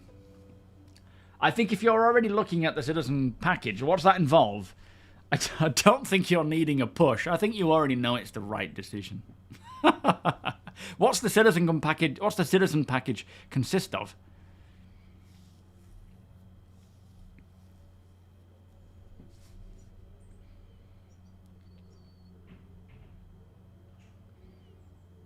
Well, I'm expecting that we will actually get a lot of the Squadron stuff, improvements and so forth, before Squadron releases. Like right now, we know they're polishing Squadron, right? And that'll be all the features, all the other content and animations and narrative stuff, and just going through it and making sure it's as top-notch as possible. And again, I don't know if it's going to be like a big, let's bring all this stuff in one go, or if it's going to be more incremental. It'd probably be more incrementally if you ask me, but as teams finish their polishing work, they can then roll that out into Star Citizen, and we'll just sort of see all these various things coming in before Squadron releases, I would hope, unless they are, you know, to the last minute polishing, and then are like, okay, let's go. Tribe member, or Trib member, thank you for the follow, welcome. So a Mustang Alpha, armor set, 24 insurance, game code. Game code? What's that? I mean, it's not, you know, I'm not going to try and sell it to you, because whether you should play Star Citizen or not is a you decision, right? I'm expecting you're aware it is a work in progress. Oh, the download, sorry. There are problems, there are bugs. It's not a finished product. What we have right now will absolutely change. Yeah, $45 for Star Citizen. If you played it and then was like, ugh, that's a bit too buggy or problematic, putting it down and coming back to it after the next patch or the patch after that or after a year, it's still a incredible investment.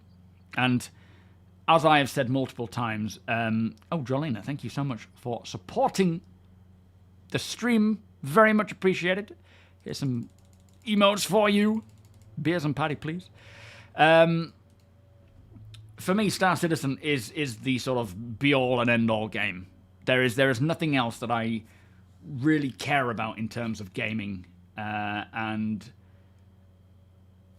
whether you enjoy it or not is more based on what your feeling is towards the bugs and so forth. Right now, it is definitely in one of its most playable states, so there is that to consider. But a lot of people are following Star Citizen, have pledged for Star Citizen, and don't play it at all. Just being a part of the community is worth the $45, let alone jumping in and playing the alpha. If you do choose to go for it, by all means, come and join us in the org, or jump in when we're playing for like the trade meets and things when we're not doing org-specific stuff. But yeah, it's... I'm not going to try and sell it to you because I don't know you, and I don't know what you want from Star Citizen. But be aware, things aren't permanent at the moment. Things are buggy, things are broken. But it's still, in this state, and worse states, in fact. It's been in many worse states. It is, without a doubt, the most impressive game I have ever played, and continues to be so ever since I started playing. Like, nothing comes close to Star Citizen. But that doesn't mean that every patch is the same. Yeah, like a fully released Bethesda game. I mean, you could go and buy Starfield.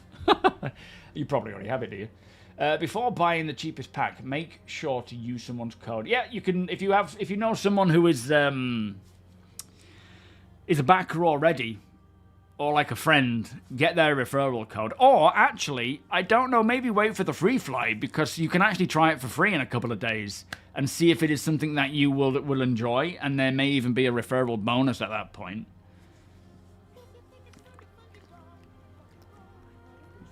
Mose, thank you so much, my friend, for the 14-month Tier 2 resub. A little help indeed. Thank you so much. It's a lot of help. Thank you, my friend. And Luinky G, welcome. How you doing? Thank you for the follow. Yeah, just hold off now, Phantom, because firstly, there's a free fly coming. You'll be able to try it completely free, and if you don't like it, or if it's too annoying, you don't even have to, don't buy it. There may be discounted starter packs, so it might reduce from 45 to, I don't know, like 42 or something like that, which would be beneficial anyway. And grab someone. I mean, by all means, use my referral code, but if you know of someone else, wait until then. Wait until tomorrow, because there's probably going to be a referral bonus, or a potential for a referral bonus. So, yeah, try it for free. That way, there's no, need to twist your arm and then be like, oh, that wasn't quite what I was expecting. The sub-alerts didn't play on the stream? Are you serious? Did nobody hear that sub-alert then? Don't you think it's time to... Was I just literally singing in silence? Or miming in silence? But at the same time, I don't always like to tell people to form their opinion during a free flight. No, that's true. As Sandman says, as much as free flights are beneficial because you get, access for free, I was literally just, oh my god, that's so embarrassing. As if that... Why can't you hear it? I don't know why that's happening. Even though the, you get to try it for free, free flies are notoriously worse for just playing Star Citizen, because there is a lot of people joining at the same time, which can clog down servers and so forth. Last time we had a free fly, there was a lot of hackers. Hopefully that is not going to happen this time. I'm assuming not. Yeah, hopefully those cheaters, those hackers and whatnot is now, quashed. We'll see. Yeah, supporting, like, paying $45 for something like this versus 60 or, 60 quid or even 100 quid for a AAA game that, a AAA game like COD or Battlefield.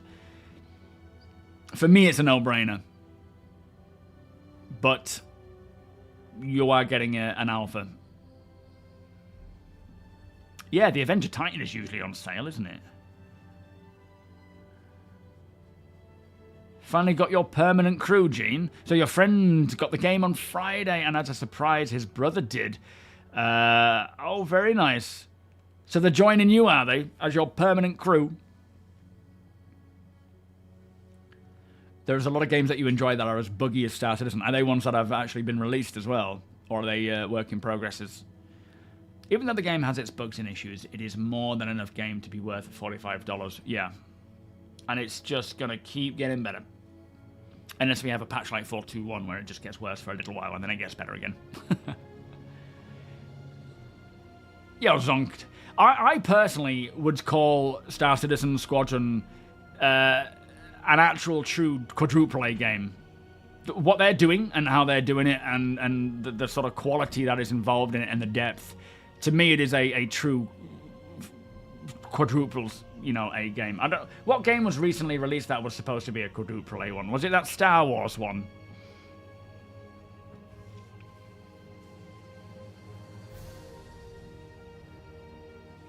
Well, no. 3.18 was the worst of times. 4.2.1 wasn't the best of times, but it certainly wasn't the worst of times. Not Skull and Bones, really?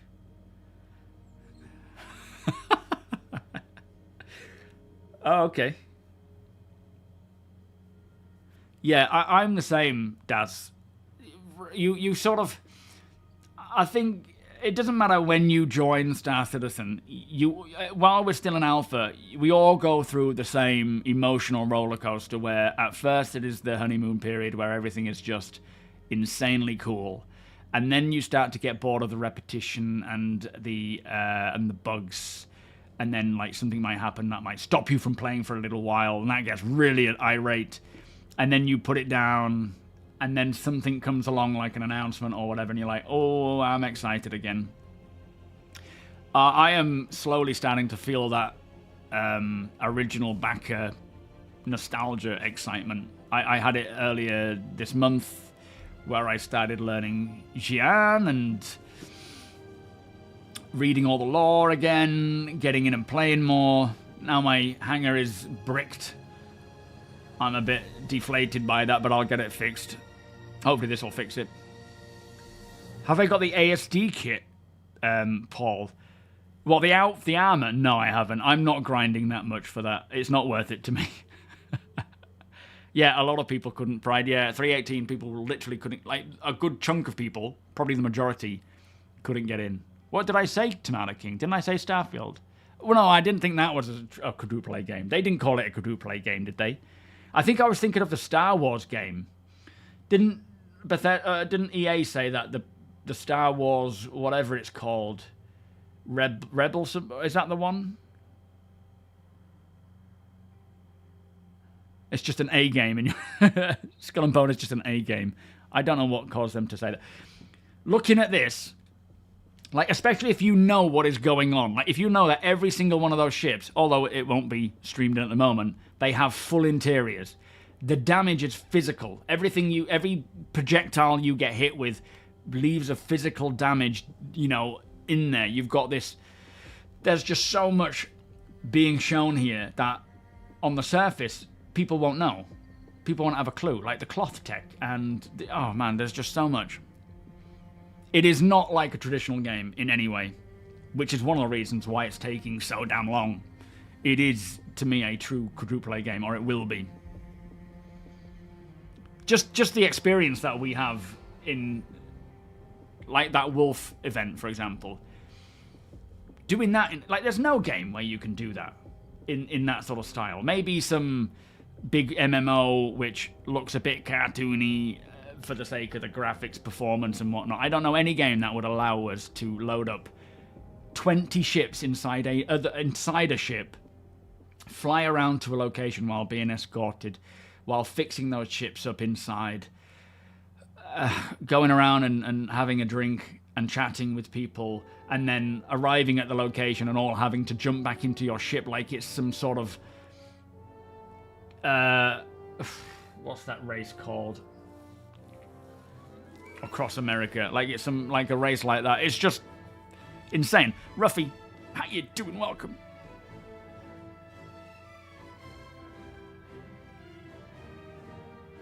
Yeah. Get up, walk, take a train, take an elevator, call your ship, watch it come up, take off, fly to a different planet, fly to a different system, fight, haul, loot, scavenge, discover shipwrecks from players weeks ago without a single loading screen. I am always blown away by Star Citizen. Stacks, how you doing? Welcome. I know. Can't wait. And Phantom. I twisted your arm not to buy Star Citizen, and instead you've sent me a subscription. You bought a subscription. Thank you so much. Maybe I should do that more often. When people say, should I buy Star Citizen? I just say, no, just subscribe to me. It's a much better idea. Yeah, go to the pub. That's an important one. Yeah, I was thinking the Gumball. Cannonball Run. That's the kind of... It's like that, you know, like all drivers get to your ships and fire up your engines, and we all go running back. We're all just chatting away, having a little chat about the previous mission or what's going on or the damage on the ship, and Alaska's there fixing it up. And then all of a sudden it's like, we've arrived, we need pilots, so you all just run to your ship, get in your ship, fire up the ship, fly out of another ship, fight everybody, escort ships, NPCs from one place to the next, peeling off to intercept another NPC coming in to fight, getting attacked by a player randomly and completely obliterating them because they chose to take on a fleet with 30 pilots and an Idris, and then landing back inside the ship again. What game does that, right? It's like, yeah, I'm a fanboy. Of course I'm a fanboy. If a game features are nothing but old school, copy and paste from past games, smoke and mirrors and loading screens, it's not a quadruple A game. Yeah, absolutely. When you die or go to jail, it's pretty much the only time you get a loading screen. That's true. Yeah, that's very true. But if you escape from prison, then there's no loading screen.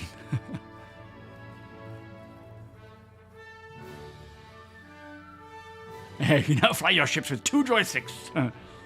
Yeah, don't give Chris your money, give it to me. I mean, a subscription in comparison is very different. What happened, Rhino? What were you trying to say? After 100 times jumping through the jump point, still feels like the first time. It is a special event, isn't it? Friends don't let friends just casually buy Star Citizen. Yeah. Friends tell friends at least spend $1,000 so that you don't need a game package and get Squadron 42. Oh, you reposted it. Where was it? Oh, even in Star Wars Galaxies, you could walk around the Sorrow subship. I don't know what that means. But, I mean, that's quite impressive for a game of, what, 20 years ago?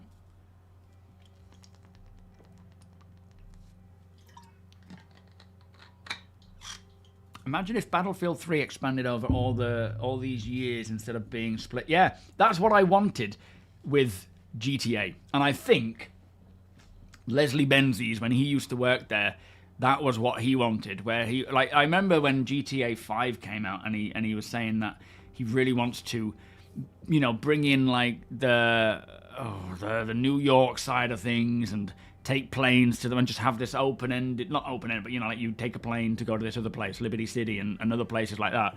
I think that's what he wanted for GTA, and instead it's more just let's focus on the online aspect. And I just, you know, even a studio like GTA doesn't tackle something of this scale.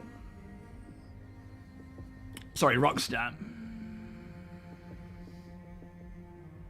Yeah, I don't think so either, Ruffy. I think the loss in translation may have meant to say by 2028 they want 1.0 in alpha, in beta. You know, what we're playing now essentially, but 1.0. I don't think they meant fully released.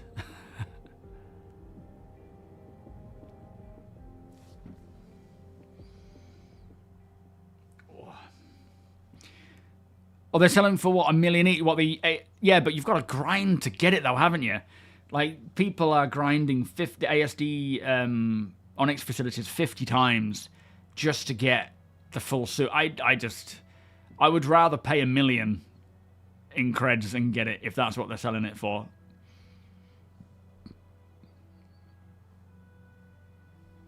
You've not been on in about 7 years. It's definitely worth trying again. But, yeah, we'll see how it goes with the free fly. It's when people are like, oh, I'm going to come back to Star Citizen, and it's like a day before the free fly hits. I'm like, if you've managed this long, Wait until the free fly finishes. Don't do it to yourself. Hopefully, as time goes on, though, that'll be less of a problem.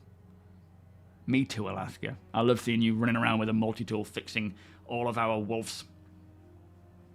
Yo, Portello, welcome. Jail is just another game, Luke. Yeah. Shaking another... At the end of the day, as much as jail is not where it should be, or not where it, intends to be eventually, it is itself kind of like, Escape from Butcher Bay, where you get in there and you will eventually do like missions in there, narrative missions. There will be things that you can pursue. There will be reasons to go there.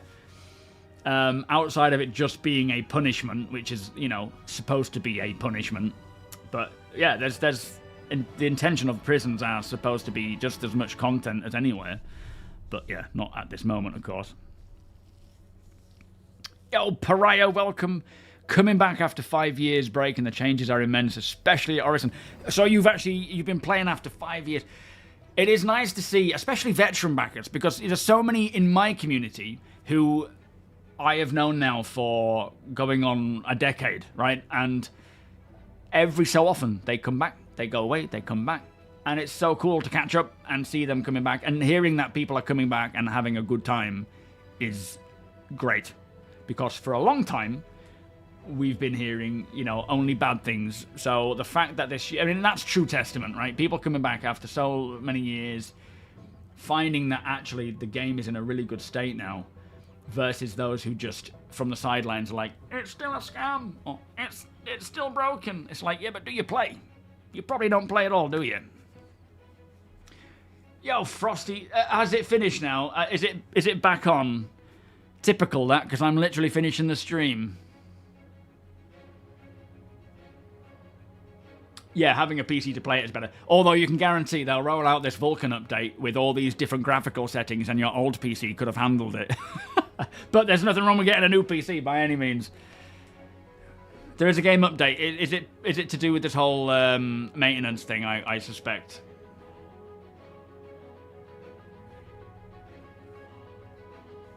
Oh, it is a fashion statement, but it's a cool fashion statement. I mean, the ASD armor looks mint. I would happily pay $1 million for it. I'm just an idiot. Yo, Fushkas, you met a group of like 5 dudes come back after a couple of years of not playing. Sadly, shanked one. But then revived him after he charged me. It's like, hi, welcome back. Stab. That's the way to do it. Anyone knows that the ones who don't play are the best influences to CIG? Yeah, well, boy. Harold, welcome. 7 years ago, we didn't have anything to do. The game was so much smaller, and it ran like shit. It's not even the same game as it was back then. No, absolutely. Yeah, and that's the thing. Like, the game that even we used to play, I had never played a game like it. And now we have all this other stuff, and it obviously continues to excel. It's just crazy. But anyway, I do actually have to end now. It is about 6 o'clock. Has the actual maintenance window finished? Still shows, but there's an update available, Radastock. Okay, interesting. Welcome, by the way. It might just be whatever the update is to roll it out to the, to everybody. Yeah, obviously, if you are not willing to pay 10 million per piece of armor, then don't pay, and they'll eventually bring the price down. But, it's like with anything in game, like with our trade meets. Anything, the value of anything is basically what anyone is willing to pay for it. Now, there could be one person who is willing to pay 10 million for each piece of armor. Once they get their armor, the next person might only be willing to pay 5 or less. And then that, supply and demand slowly depletes. And then you get into the more reasonable side of things. But if it's worth it to them for 10 million apiece, flipping do it, right? It's their money, it's their creds. Do it. Patch is 4.5 gig. Nick's confirmed. Yeah. How strange. Yeah. I've never played the game or watched a stream of it, but I saw a video from Angry Gamer Bro saying it was a scam and a screenshot on X of a $50,000 package, so I know for a fact the game is bad. Do you know when they actually increased the price of the completionist package? my brother mentioned it to me because his friend had said, look, something dodgy there, because they know I cover it. And it was like, oh, something dodgy's gone on there. And I was like, well, no, if if your friend actually looked into it, of course the price of the completionist package is going to go up when they add more ships to the completionist package. Like, you don't have to spend that. Like, it's not going to stay the same price, though, is it? I think people tend to just leave logic behind and go with rage, and don't really do their own research. But yeah, from what I can see at the moment, the majority of people that are coming back and playing it are actually having a good time. On average, as always. Pay more money, get more stuff. Yeah. Or other way around. Get more stuff, you gotta pay more money. If I can get more than what I can sell it to a merchant for and someone wants it, I'm happy with the transaction. Yeah, absolutely. That's kind of how I handled my antique business as well, is if I can actually get more money than I paid. It doesn't have to be a lot more money, just a little bit more, then I'm good with that. Yeah, I hope it is harder to get rich in game. It is a bit easy right now. Anyway, I assume we haven't got this week in Star Citizen yet. Let me just quickly check. Now, we know that there will be no Inside Star Citizen or Star Citizen Live until after CitizenCon, which is what, a couple of weeks away? Oh, 18th? No, that's last week. Well, it's not a couple. It's 2.5 weeks. CitizenCon is 2.5 weeks away. I can't believe that. They have said there will be no Inside Star Citizen Live. We will still get things like the roadmap update. There will be the monthly report next week. But this week, I have no idea what we're getting outside of potentially a roadmap update. So, yeah, we'll see what it brings. And hopefully we'll see another Vulkan and AI tech preview test, because the first one was clearly a bit of a flop with people not actually being able to play for more than 2 minutes. So they couldn't even test AI. Vulkan was very limited in what they could test there. The event grind is tomorrow, so if you are in my org and you want to jump in, if you've joined the org, or if you're planning to jump straight into Discord and join that and see when people are there, because tomorrow, being Tuesday, if you want to be a crew member on board of the Idris grinding the resource drive, if you want to help and complete and tick off some of those resource drive grinds, it is a great way to do it quickly, because a good chunk of the people who are even taking part in this grind, including Deacon and others, they have already completed it. They're just doing it for the fun of it all and to help out the rest of the org to complete it for themselves. So if you take part in it, you may end up getting something like a few thousand or 1,000 or a good chunk of SEU of the commodities. October 10th is Battlefield 6. That's so funny. With October 11th being CitizenCon. Can't be avoided. Vulkan will be on the roadmap update. What do you mean, Kemi? This year is going way too fast, Stax. Yeah, it really is. I can't believe it is almost September. Wait, what am I on about? It's not a couple of weeks till... Hang on.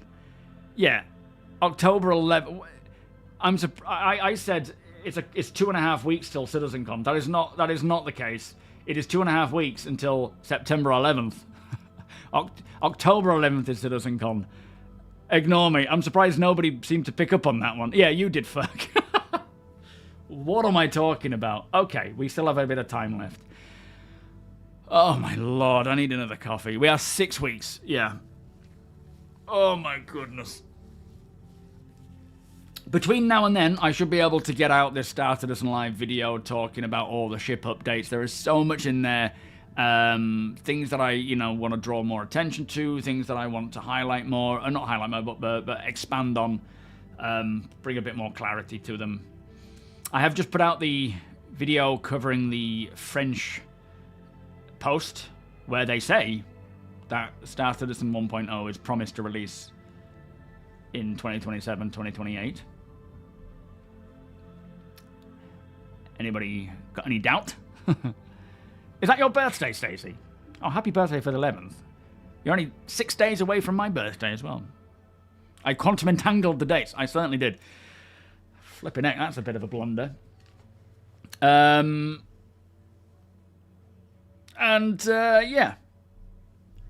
We will see what's coming this week. I get a roadmap should be on the cards. But I don't know what else there will be. It might be quite sort of boring while we await CitizenCon. Unless they do any more tech preview tests, which I do hope so. That would be nice. Yeah, and if there's a patch for CitizenCon, is it going to be 4.3.1 for CitizenCon? Is it going to be before that? Is it going to be after? It's hard to say, isn't it? We just don't know. Anyway, let me pass the stream on to somebody else. Matt, thank you for the follow. Dr. Frosty Weasel. Dr. Frosty Weasel, thank you for the follow.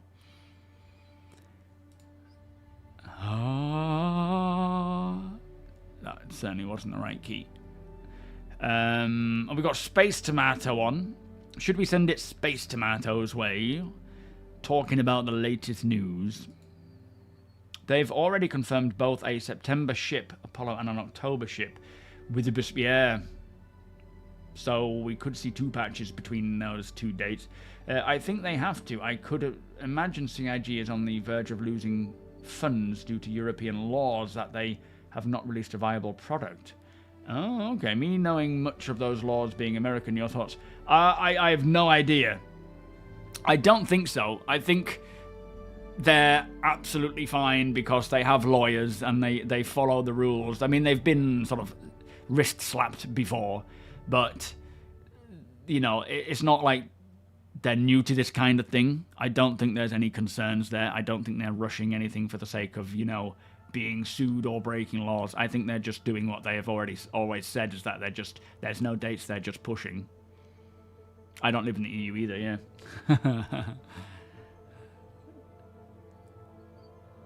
My new merch calendars. What with my feet in. 1.0 is just all game tech and all mission types, and 5 systems are gold standard, so I can't... Yeah, exactly. It doesn't really consist of much, does it? Anyway, let me pass it on to Tomato King. So, /aid space tomato... No, not Tomato King. Space Tomato King. Space Tomato Gaming. Is that right? Oh my god, I'm confusing myself now. Yeah, Space Tomato Gaming. It's your fault, Tomato King. Jeff. 07, my friend. Thank you so much for the 49-month resub. Oh, you burnt your mouth on a potato. I hate when that happens. Especially if you've got beans or cheese on it and you don't realize one of them's cooked, the other one isn't so much. Or it's cold. Nightmare. Ah, Tomato King. One of these days I'll send it your way by accident. Still no audio alert. What is going on there?